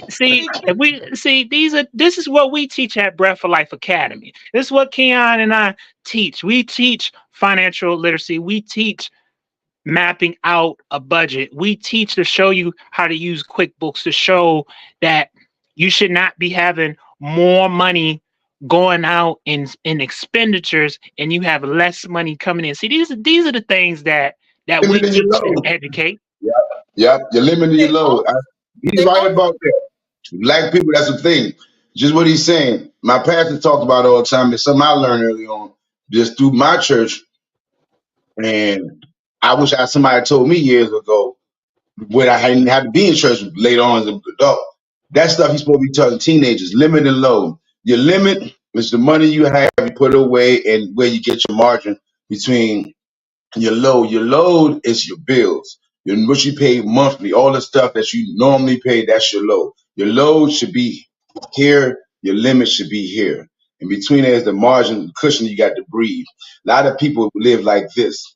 Their limit is up to their load. That's why they can't afford for anything to surprise them. That's why they can't, because one surprise, that load going over the limit. And a lot of people, unfortunately, in our community are living above their means. So their load is higher than the limit, and you wondering. I was looking at this thing yesterday, and this guy was on TikTok, one of them. He was kicking the truth. He looked like a white man, but I think he's black. He talked to black dudes, and he kept saying us. So he's just talking about how we just keep these people. They go to bed thinking about how they can make more money from us as black people. First of all, black people, our thing is, and we all fall victim of it. We want to look rich. The rich is trying to look poor so they can continue taking from us. We're trying to look rich so we can be around them. This shit is crazy. It is crazy. You brainwashed. You really Yeah, are. it is. If you learn to save, you can save for 1 year so you can live better. I saw something yesterday also with Jim Carrey. He said he made sacrifices for 1 year so he can be straight for the rest of his life. He hasn't been doing nothing or spending nothing or whatever. If we can do that, just most black people for 1 year get our finances right, we'll be straight for the future. We'll be able to help each other. But a lot of people, we so stuck in the rat race, we can't even look next to each other to say, how you doing or how do you need help? Because everybody seems like they need help because we so focused. And we raised in this country to be like, Europeans for some reason, and that don't work for black people. We are people of the village, you know what I'm saying? They're rugged and end up just doing for themselves. And we can't do that as a people, because for us, that's not how we move. That's not how we move. But instead, we've been trained to think so selfish like them, and we can't be that way because it doesn't work for us like that. The individual freedom they have, we don't necessarily think we do, but we don't. We need to have them change the poverty line level. They need to raise them because you can't get no help. It's $1,215. If you make more than $1,215 a month, then you can't get no help because you are above the poverty level. They need to raise the poverty level to $3,000 and say that if you make more than $3,000, then you can't get no help. But that's only $300 a week. If you make more than $300 a week, they won't help you. Who can live off of $300 a week, Kenny? You can't see. Here's when they said what did it say, Stockholm, California, or whatever she said was, and you can tell it's a political stunt because most of the countries that have a guaranteed basic income, it is higher than $1,000. I think it's in somewhere in Sweden. They're getting like 2,500. So, it's one thing to try to say, hey, we slacking behind the curve. Let's try to make an improvement. But then it's another when, because that right there is not even equaling up to, number one, the cost of living, because the cost of living is high in Prince George's County. It's high. I don't care what nobody say. It's high. You have to have at least, and even if it's income based, even your income based on is not even necessarily income based, because even if it's income based, you're still paying about a good $1,650, maybe $1,850 at that. So yeah, they make a third of your income. So a third of your income is gone to your rent. After they tax you, you ain't got enough to live, to eat off of, to get back and forth from work.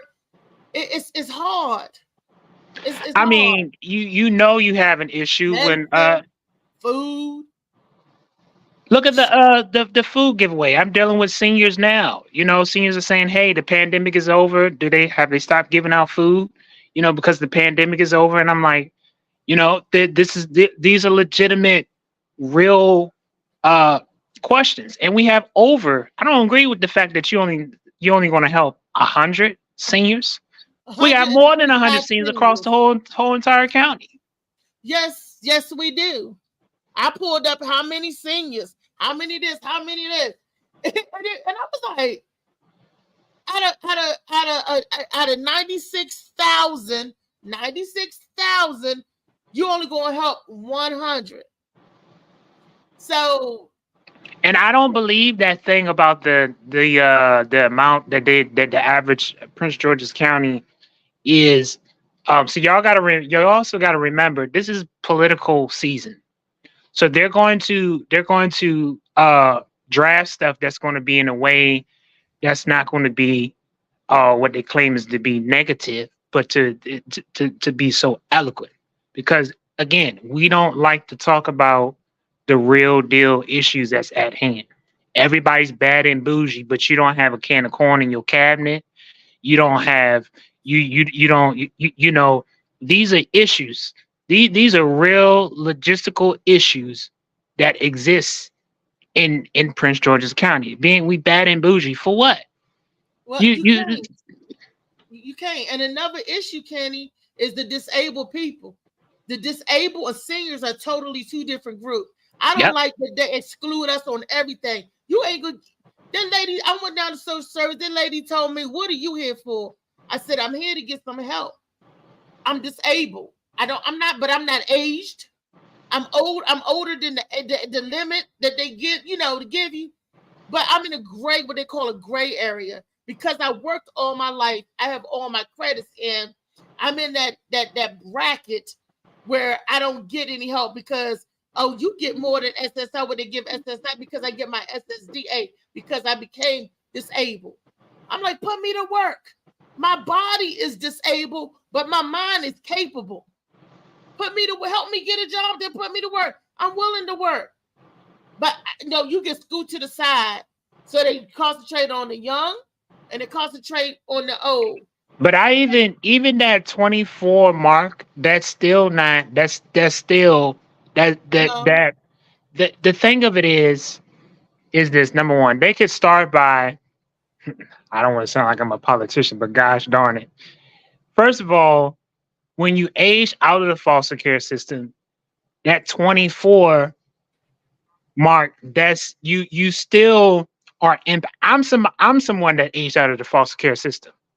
Okay, I'm 36. So it took. I dealt with instability about over 15 years. Okay, so and that's because there are not enough vocational instruction, implementation to be able to actually show individuals how to thrive, how to become economically savvy. And then an economic savvy is not necessarily that you just have the knowledge and education of how to balance the checkbook or pay your bills, because you can pay your bills on time, you can balance a checkbook, but that still doesn't mean that because you have that source of knowledge that you still won't struggle economically. The pandemic, the pandemic was a key example of that, of how economically economically stable as individuals were. And to be honest with you, if you look at the HCH, Healthcare for the Homeless, the average American is 2 paychecks away from being homeless. Yep. Not because they can't balance the checkbook, but this is it's the money. The average rent. Think about it. People say we should buy, you should buy, you should buy, you should buy. That's good. That's the game. That's the goal, and that's the aim.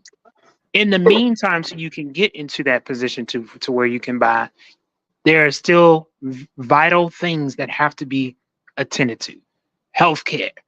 Everybody's situation is not always the same. That's why I don't necessarily agree that, you you can tell that the system that this pilot program is way skewed Yes. because it's not even enough to even assist those who have aged out of the foster care. You know, everybody don't have family. Everybody doesn't have a financial support system. Some people are making it a day to day. Some people are they're just lucky enough if they can just get above water for the day. Hey, I got a bed, I got a cot. You know, they don't have that financial pool. So these are the things that we have to discuss. And we want to be bad and bougie, but we got some real issues that we need to that we need to get real about. You know, bougie ain't gonna put food on the table. You looking handsome and pretty, that's not gonna pay the those co-payments for your insulin. That's not going to, you know, these are issues. You know, being bad and bougie, and you got teachers that have to raise their voice in the schools because the school's HVAC system has been built since 1946, and it sounded like a Mack truck. You know, these are things that we gotta get real with to deal with. You know, and not accept just what they give us, but we got to get boots on the ground. Yeah, parents working so hard that the kids home by themselves. They're so devilish. There's so much stuff going on that parents don't even know their kids doing it. They don't know the kids carjacking. They don't know. Yeah, they either sleep or Yeah, and these are real issues that you have where people say, well, the parents ain't doing this. No, the parents are working the job. They're working to make sure that they put a roof over their head. The issue becomes, how do we, as a whole collective, as a community, to become that big brother, that big sister, the uncle of the block, the mom of the block, the candy lady, you know, to be able to say, hold up, mom and dad is doing what they got to do to make sure that you're okay. So we're going to come together and we're going to say, you know what? We're going to become the bridge of support while mom and dad is doing what they have to do to be able to take care of you know the bare minimums. Because if mom and dad ain't working, CPS gonna be at the door. Yeah. You know, so I believe that it's going to take a whole collective approach, a well wraparound approach. Because when you seclude others, when you seclude and you overlook, these are the things that happen. Right. These are the things that happen. And I was always told this: if we don't handle stuff at the minute level, it's the minute things that lead to bigger casualties. The small things that lead to things that become highly impactful in a negative way. And so this is what we got to deal with. You know what I'm saying? Because it's a whole gap. I know foster youth. You know, you know, I speak to them, I talk to them. You know, they just trying to make sure they can get a roof over their head. We're talking about a roof. We ain't talking about a vacation. We're talking about a roof. Mom and dad is doing the best they can do. But they can't even stay at the library at 8 o'clock when Prince George's County implemented the curfew. Mom and dad is at work. I'm on the phone talking with the police chief saying, hey, brother, can you, you know, I understand we got this curfew out here, but mom and dad is at work. Can you ease some change? You know, can you ease up the penalties? You know, because if mom and dad don't work, they can't provide the roof over their head. Mom and dad don't make enough to be able to pay for a babysitter. You know, so these are the things that we got to look at on a broader, larger scale, and take the scales off our eyes. Take the bad and bouginess off our eyes. Let's get back to being human. Let's get back to loving. I preached on Sunday, love. We don't love and we don't care till the issue hit our front door. We got to do better. And that's the truth. That's the truth. Because people, you could look at somebody, that ain't my problem, and walk right on over them. Well, your problem should be my problem, should be his problem. it should be everybody's problem, because that's us working in unity. That's in the real the world that we want to live in, but we don't live in that kind of world. And the world that we do live in, it is vicious. But if we can do a little group at a time, like you, Kenny, Kiani, Molly, myself, we are all on the same page. I think we're all saying the same thing. Are we all in agreement? Would you agree? Yeah. And I wrote letters. I be sitting there sending emails, letters. And I even wrote the president one time. I got my letter when I wrote Barack. So I may not be able to get boots on the ground like you physically, you and Kiani could physically go out there. Like I said, my body may be disabled, but my mind is capable. You feel what I'm saying? I could, and something else I could do. I could write, send whatever out, do whatever, answer the phones. I could talk. I could have did the job at the shelter, answer the phones and responded back to email. Yeah, Right? every little bit takes. When the civil rights movement came, you had the people who were on the front lines, you had the people who were behind the scenes, and then you had the brains of the whole entire operation. You know, so some people, they got to be that frontliners because that's just who they're actually meant to be.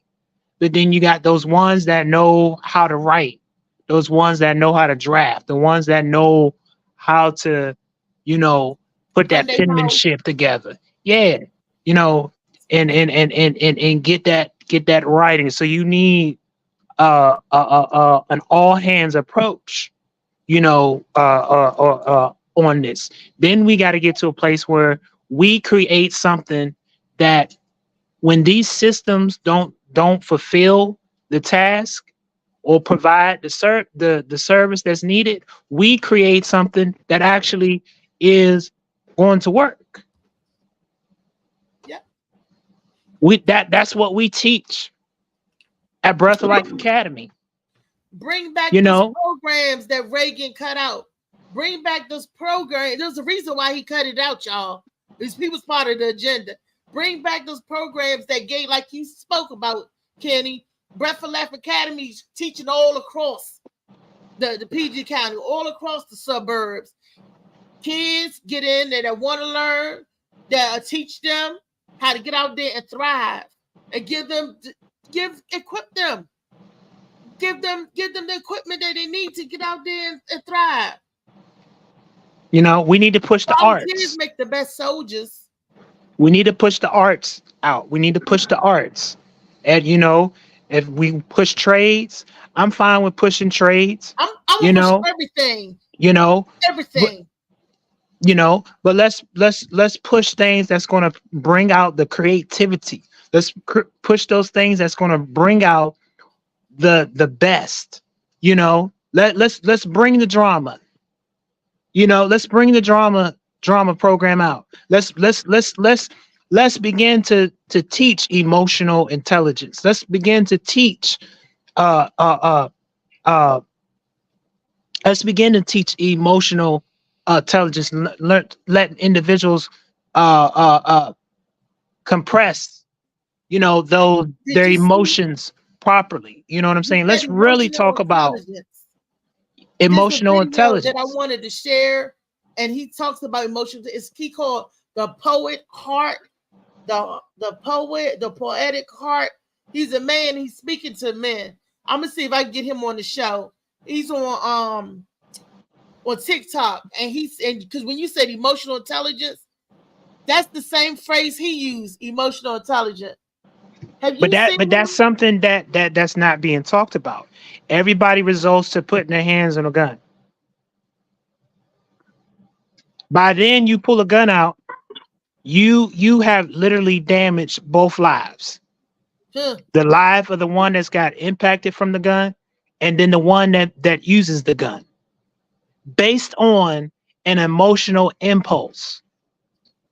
We took an emotional impulse and made a permanent decision based on the lack thereof of thinking, being emotionally, or lack of being unintelligent of how to process emotions. Kenny, and he looked like you too. Look, don't that look like Kenny, y'all? Kenny, they done clone Kenny.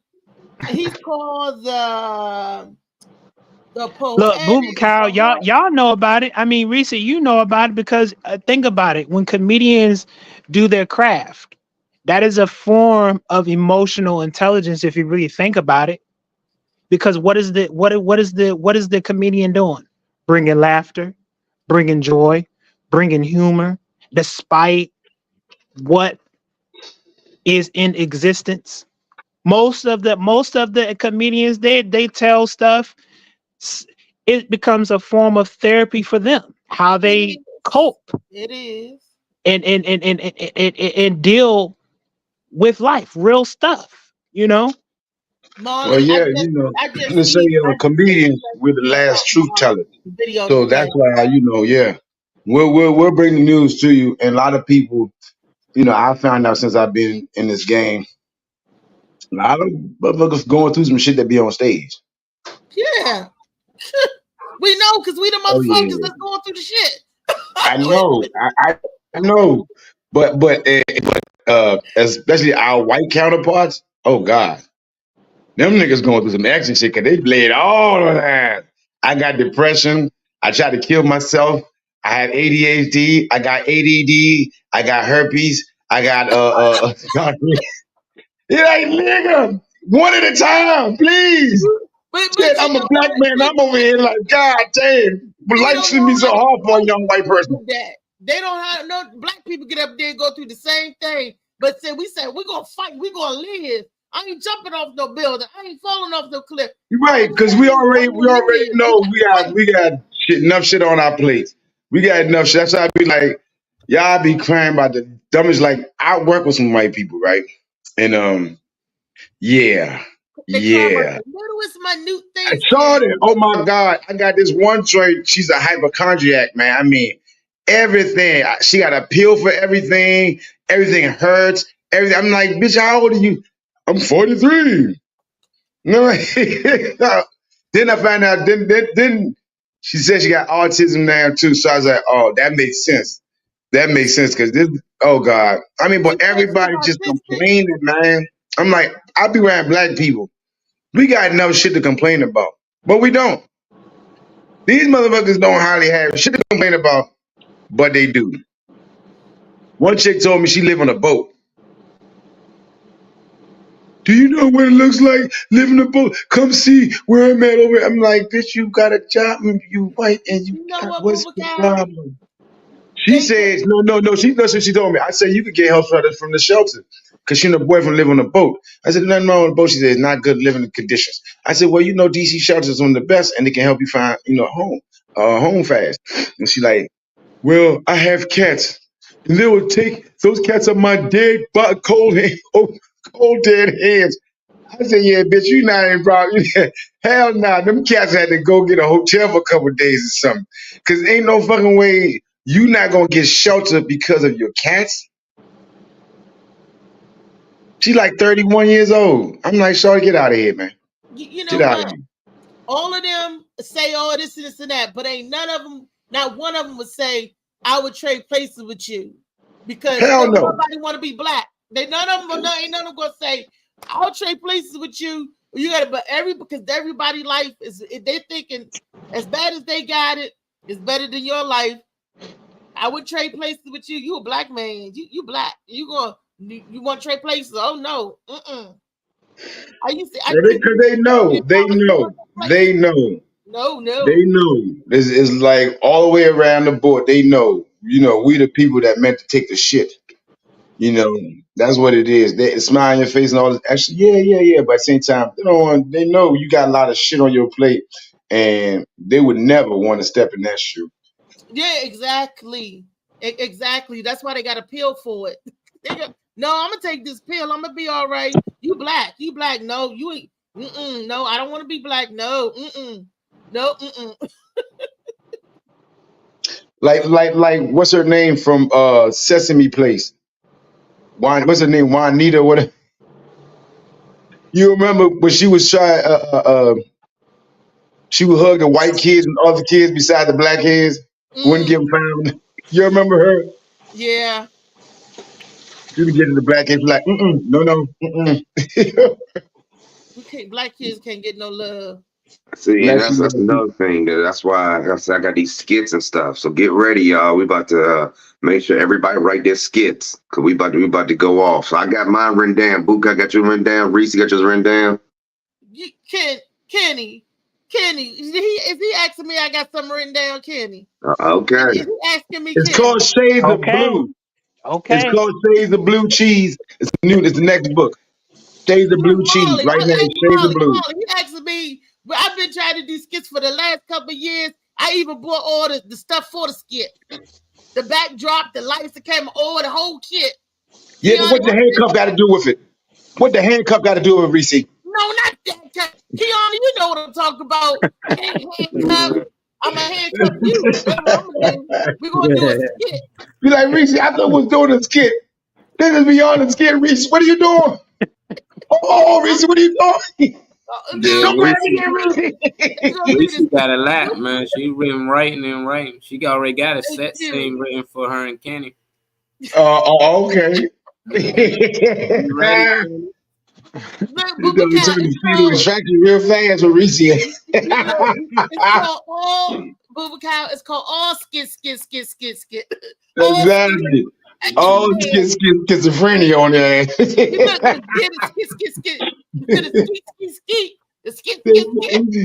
Reese, I thought you said I was your brother.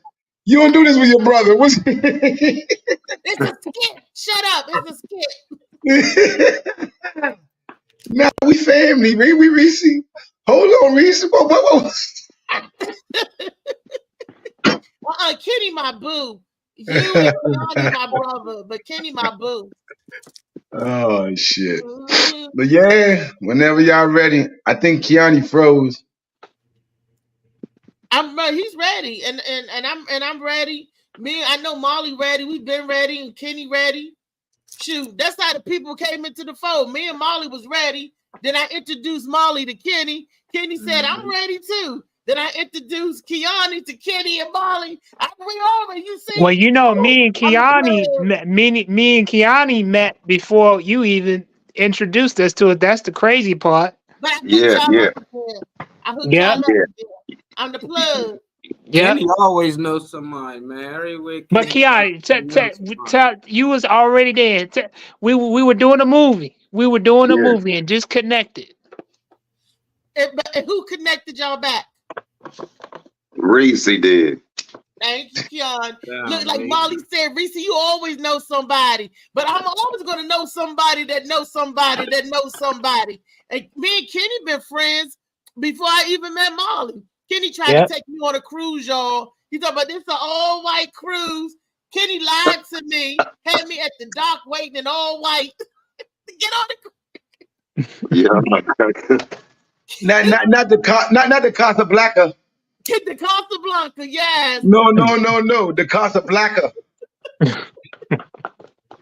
Kenny had me all up in the studio. We used to do the show Hannibal. Kenny be, I was like, come on, Kenny. And Kenny all small like Molly, and I would grab Kenny and hug that little afro.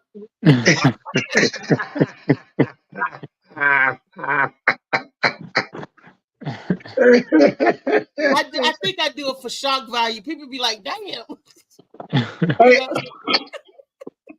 Hey, Reese, you been there in that new comedy spot yet in Lanham? No, Keanu's new spot. We don't get Keanu coming. I did that the other night with Michael, with Larry Lancaster, dude in the corner, and okay. Hello, with Lawrence Owens. Where is it at? It's right in Lanham, man. This joint is across from the Aldi's. It's called the House of Comedy and Jazz. And this one right off of Route 1? No, 450. Oh, okay. Oh, Lanham. Yep, exactly, Lanham. From the Aldi's. Yeah. In the shopping center with the shoppers. Yeah, right by the liquor store. Yeah, it's right by the liquor store across the street. Okay. It's a nice one, man. It's nice. It's big in there too, and it's nice. Well, you know what? We're gonna have to try to commandeer it. We're gonna have to try to put on. Look, we got the people to put on the show right now. And speaking of show, Lee is doing a show on Friday. Let me see if she get her butt back on here and tell the people before we go about her show. I'm calling her right now. Damn it. Yeah, I'm gonna be there. I will be there at Ms. Lee's show this Friday. You know, Galactic Panther. What she doing and everything. Because I'll be there, ladies. So Lee, you call me. I'm talking to you now. Where you get on the show. Let's talk about relational. Better yet, instead of saying relational, let's just talk about emotional intelligence. I think sometimes we, including myself, you know, I've responded to a situation with nothing but emotion, 100% emotion. There was no resolution to that situation. The only way you can solve anything or bring any resolution is that you must have sound device or sound devices. But whatever it is, it has to come with sound judgment. So, which means we have to look within. And once we look within, we can see that person in the mirror, and we might not like that one little thing we do. Let's tweak it. Because you're doing the same thing over and over. If you're responding to every situation the same way and you're not seeing the results you want, why not start doing a self-check and look within at your emotional intelligence? Know when you need to speak up. Know when you need to stay silent. Know when you need to take your next step. Know when you need to just kind of tap the brakes a little bit. Not stop, but just tap the brakes just a little bit to slow down. Emotional intelligence. When to take that next big step into that job role or whatever. Starts with emotional intelligence. If you can't speak with the people on your level here, you're not going to be able to communicate here.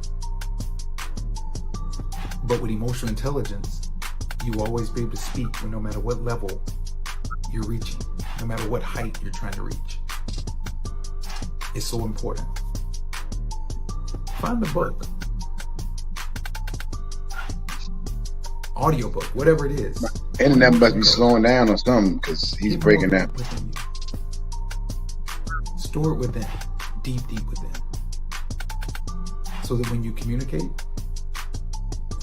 when you relate to one another, you're doing it through emotional intelligence. And you'll get the results you've been looking for all along. Peace.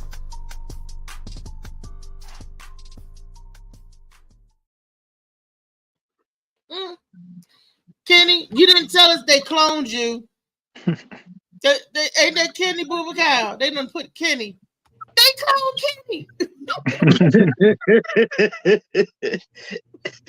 Hey, we got us another flyer coming out. Okay, now I got Lee back on the show. Lee, I don't know what Keani went. Tell them what you got going on and everything. You come on, curator. Come on, tell them what you got going on. All right, now Friday we got this. Get ready, ready or not comedy. I'm gonna change the name because it's being used someplace else. But however, Friday we got a mad lineup. I just got off the phone with Miss Dreadhead. Out there just hooked things up with G Dot. He requesting a feature. And the curator just hit me back. He's gonna call me back so that we put it on Eventbrite. So Friday, December 1st is the beginning of a resurrection of comedy on King Street, Alexandria, Virginia. I'm emotionally drained. And also, I needed that video that I just walked in on, emotional intelligence. I need to listen to more of that. Because sometimes my words are not the same words on everybody's Rolodex, dictionary, Pictionary, something. But yes, everything looks good so far. Tell them the price, the time, and the location. Okay. Right. See, the location is 13. If you see the flyer, it's 1303 King Street. It's got that establishment is called the Galactic Panther. It's $20 on Eventbrite. I think they charge a fee, but I'm not quite sure. $15 at the door if you bring a unwrapped toy. If it's not unwrapped, what do you say? Unwrapped Toy. Just a plain toy. You don't want it wrapped up or nothing. You want to It could be a bomb. Somebody could be trying to blow you up. So that's what they say, unwrapped. They don't mean out of the box, out of the case. They mean just not wrapped up. Yeah, clear, something you can see. Yeah. Got you. So that's what's happening Friday. Did I cover everything? They did. They got a flyer up right there. So. And there's a new flyer coming with the feature G-Dot. And the time. Don't forget the time. Doors open at 7:30. Hope God will we can don't do no CP time. I don't like CP time. Doors open at 7:30. We should be in operation with the first funny at 8:30 on the dot. So doors open at 7:30. Show starts at 8:30. It's Friday, y'all. King Street. Show up and cut up. Yes. Let's bring the funny back. Let's bring some funny to Alexandria. Booba Cow. Yo. I'm having your name redone. Yeah, I know you can see the spelling on here, so. Yeah, I got it. I got the spelling. We gotta correct that. And I see you corrected it, but then still didn't correct it, but it was cool. No. That's because the guy was doing the flyers. He's like, is that when I sent it to him, he didn't see it. And then on top of that, the picture, every picture you sent me, your head is cut off. Other than the one on the red carpet, yeah. That's crazy. All right. The only one that's not cut off is the one on that red carpet, and that's the one we use. Yeah. Huh. Okay. I just need to take some more pictures anyway. I've been needing that. Been putting in the work, but I've been slipping on stuff like that for real. Get some more headshots in because I want to get back into acting. So yeah.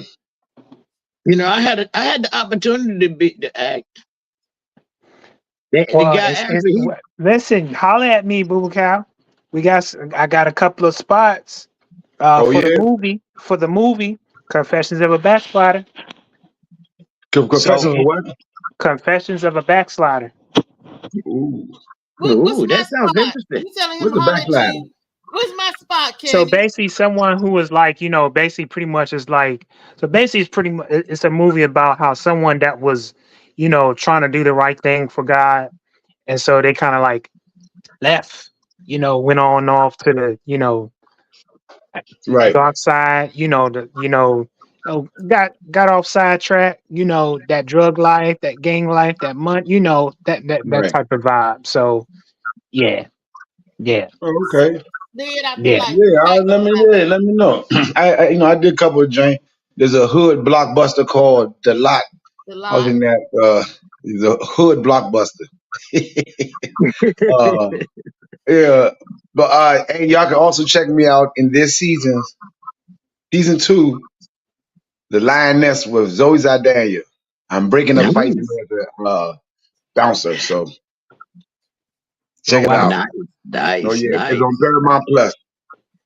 I got Paramount Plus too. I be saying, but find a reason, find it. I'm telling you. Kenny done threw you a bone. Kenny ain't throw me nothing. Oh yeah, nah, I'm supposed to be your girlfriend, girl Friday, everything. I always say Kenny Clark. You see how he do me, y'all? Look. You didn't even answer your phone, okay? I was in your neighborhood, your neck of the woods. Had a truck. You didn't call me on the phone. I did. A video call. I did. I don't want to hear that. Listen, that could have been $1 million coming. Booba Cow. She would have missed $1 million. She would have. Look. I could have been the investor for Shades of Blue, right? And she would have missed out on it. She would have blessing. Call me. Don't none of these people. Molly don't even video call me no more. Or call me on the phone. Something happened. Listen, on the video you got to call. go worldwide with these blessings right here. You got to keep all your forms of communication open because, man, when the blessings come, they come. And so you better be ready. The conversation was important. I couldn't click over. Reese called me from Facebook. And I was like, I hit you all up on both. I hit everybody up. I hit Weezy. I hit everybody up. I'm like, man. I tell my ride. Look, the guy, he was like, man, you got me here and ain't nobody come up. He said, I said, don't worry. I'll take care of you. Damn. Kenny got my direct like you dropped the ball there, Reese. Kenny got my direct number that he hit me 24/7. He got my freak line. Kenny got my number. Kenny don't even call me. Oh, you got your freak line. And they're gonna video call me through Facebook. I don't know about the freak line. But I mean, you know, the beep line. Call me on my. You used to call me on my cell phone. You say your freak line, though, Reese. You didn't say cell phone. You said freak line. You say call you your freak line. You know. I heard freak line. Exactly. I don't even got the freak line. I don't even know. This is something new for me. It's a freak line. I'm gonna have to find out how to get on that line. The freak line. Huh. I'm gonna start giving women a freak line. Kenny, look what you done started, Kenny. Molly, what we gonna do, man? Don't call me on this number. My wife answered this one. Call me on this one. This is my freak line. This is my freak line. There you go. You got to get that freak line. Yeah, wait, baby. Oh, baby. Oh, somebody call my freak line right now, baby. Give me a second. We're going to have to start our own phone company, the freak line. 24/7, what's the hours? It's 24/7. Those are the hours. It's all day long. Somebody gonna pick up. Althea already said. Althea said to me, she pulled the big red on me. She said my office hours are from 9 to 5. So freak line. No.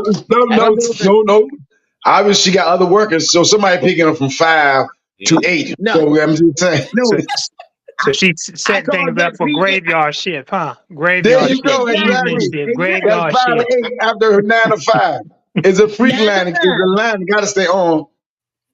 9 p.m. to 5 a.m. Kenny, look what you done started. I just asked for a part in the Confessions of the Black Slide. Did I say the Black Slide? Man, shoot, but the way we have auditions though, and when we be doing film shoots, it's hard to catch up with you. I mean, you trying to take over the world and whatnot, you know what I'm saying? So, I ain't trying to, intervene with that, you know what I'm saying? Got the comedy thing going on, I'm trying to get behind you. Reese got that going on. I'm trying to get behind my positive black man. I love my men. Molly will tell you, I love my men, and I push and I support y'all 100%. So I'm trying to get behind you, baby. That's what I'm trying. That's what I'm saying. You're right. I do got the comedy going on, but I'll be an extra voice, an extra mouthpiece out there on the freak line. On the look. You used to call me extra mouthpiece on the freak line. Gobble gobble. What do we freak line blink? It's called 976 babe. No, we ain't even got to do 976 babe. All we got to do, the king and I, Reverend King Clark. I'm a So the one for the men is a separate line That's we call that one what open legs, and then you can even call like the women. Y'all can call the pole. That's for the men. Because unless you're just a freak, you call it either one. You're a freak, you call either one. You know what I'm saying? You're a real freak. You call it either one. You know what I'm saying? Lee just be called to fuck with people. Whatever part you pick for me, Kenny, I'm gonna play it to the hilt. So think about me when you picking the part. Whatever part you pick for me, Kenny. Kenny. He's frozen. Well, Kenny, He's frozen. I know they look. He pretending to be frozen. Whatever part you pick for me, Kenny. Put my acting skills on. Right, yeah. He was like, he was just like. He wasn't frozen. But if you trying to get free, you know. You trying to get free, I know Kenny breathing. I can see Kenny breathing. He was like, oh, y'all stole your shit, man. Oh, see, damn. Kenny can't fool me. He can't play this. I said, Kenny like you breathing. Kenny ain't frozen. He breathing. You got my part right. Kenny was like, he's stuck. You don't know what to do. You don't know what to, you know. You frozen, Kenny. Oh, shit. I'm sure you got that part for you, Reese. Don't worry. You'll unfreeze it. Hey, Mr. Clark. Molly and you can add you part. It don't matter. I do it. Mr. Clark. Mr. Clark. Yeah. Check this out. I need you to add a scene to that where this girl, she's straight and she decided to just sin and go eat up all the women. I'll take that part. Damn. Is this a true story? Now, here's the thing, though, y'all. There's going to be a part 1 and part 2 of this movie right here. So it's going to be a plethora of opportunities available for you guys because this is real. This is real content we doing around the DMV. You know, we're going to let people know that you don't always have to go to Hollywood to create something good. We got you with the DMV. It has good talent and good stuff coming out of the DMV. Yes, sir. Like that friend Rob Gordon that he was on the Morning Mac show a few months ago. I think back it was a while ago. Rob Gordon, he's in Hollywood now. He's playing at a series called Hush, Hush, Hush. Rob Gordon, our boy Rob, our very own Rob, ain't he, Booba Cow? So and he's right here from the DMV. Bro. Yeah, I met Rob. He's a good dude. He hosted that Bob Sumner show with Gwen and them the Because They Funny Festival. He was here on the Morning Mac show last year. So you know, Rob is my boo, my buddy. He's supposed to be helping me turn Shades of Blue into a series, how to pitch it. I'm like, okay, because it was already written that way. Then it will change the book form. That's going to be the next series. Kenny, you want to play in my movie? I got you. I got you covered. Kenny going to be in my movie, y'all. Kenny, you're going to be sacrificed. In this lonely ass world, it's getting colder. I'm not gonna know if I can. Every time you say Kenny, you fight that stream. Oh yeah, tonight, Mike Check Monday at Martini with the Gwen Factor, y'all. All right. Love y'all. All right. Kenny, that's my baby. Nice meeting you. Boom, Cal, I got you. All right. I'll holler at you. I get your info, Kenny. Booba Cow, holler at me. I want to go too. Wherever you going, I want to go. I was talking about going to holler at Kenny about the movie.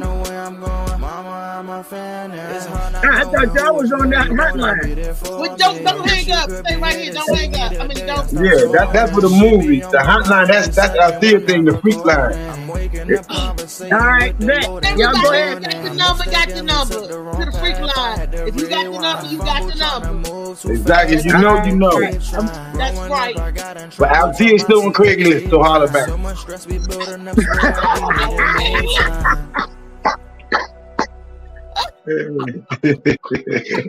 Oh, guys, all right. It's that Craigslist, damn it. He didn't put me on Craigslist. LT still got her ad on that Craigslist. If you want to see this shade of blue, holler back. You know, want to see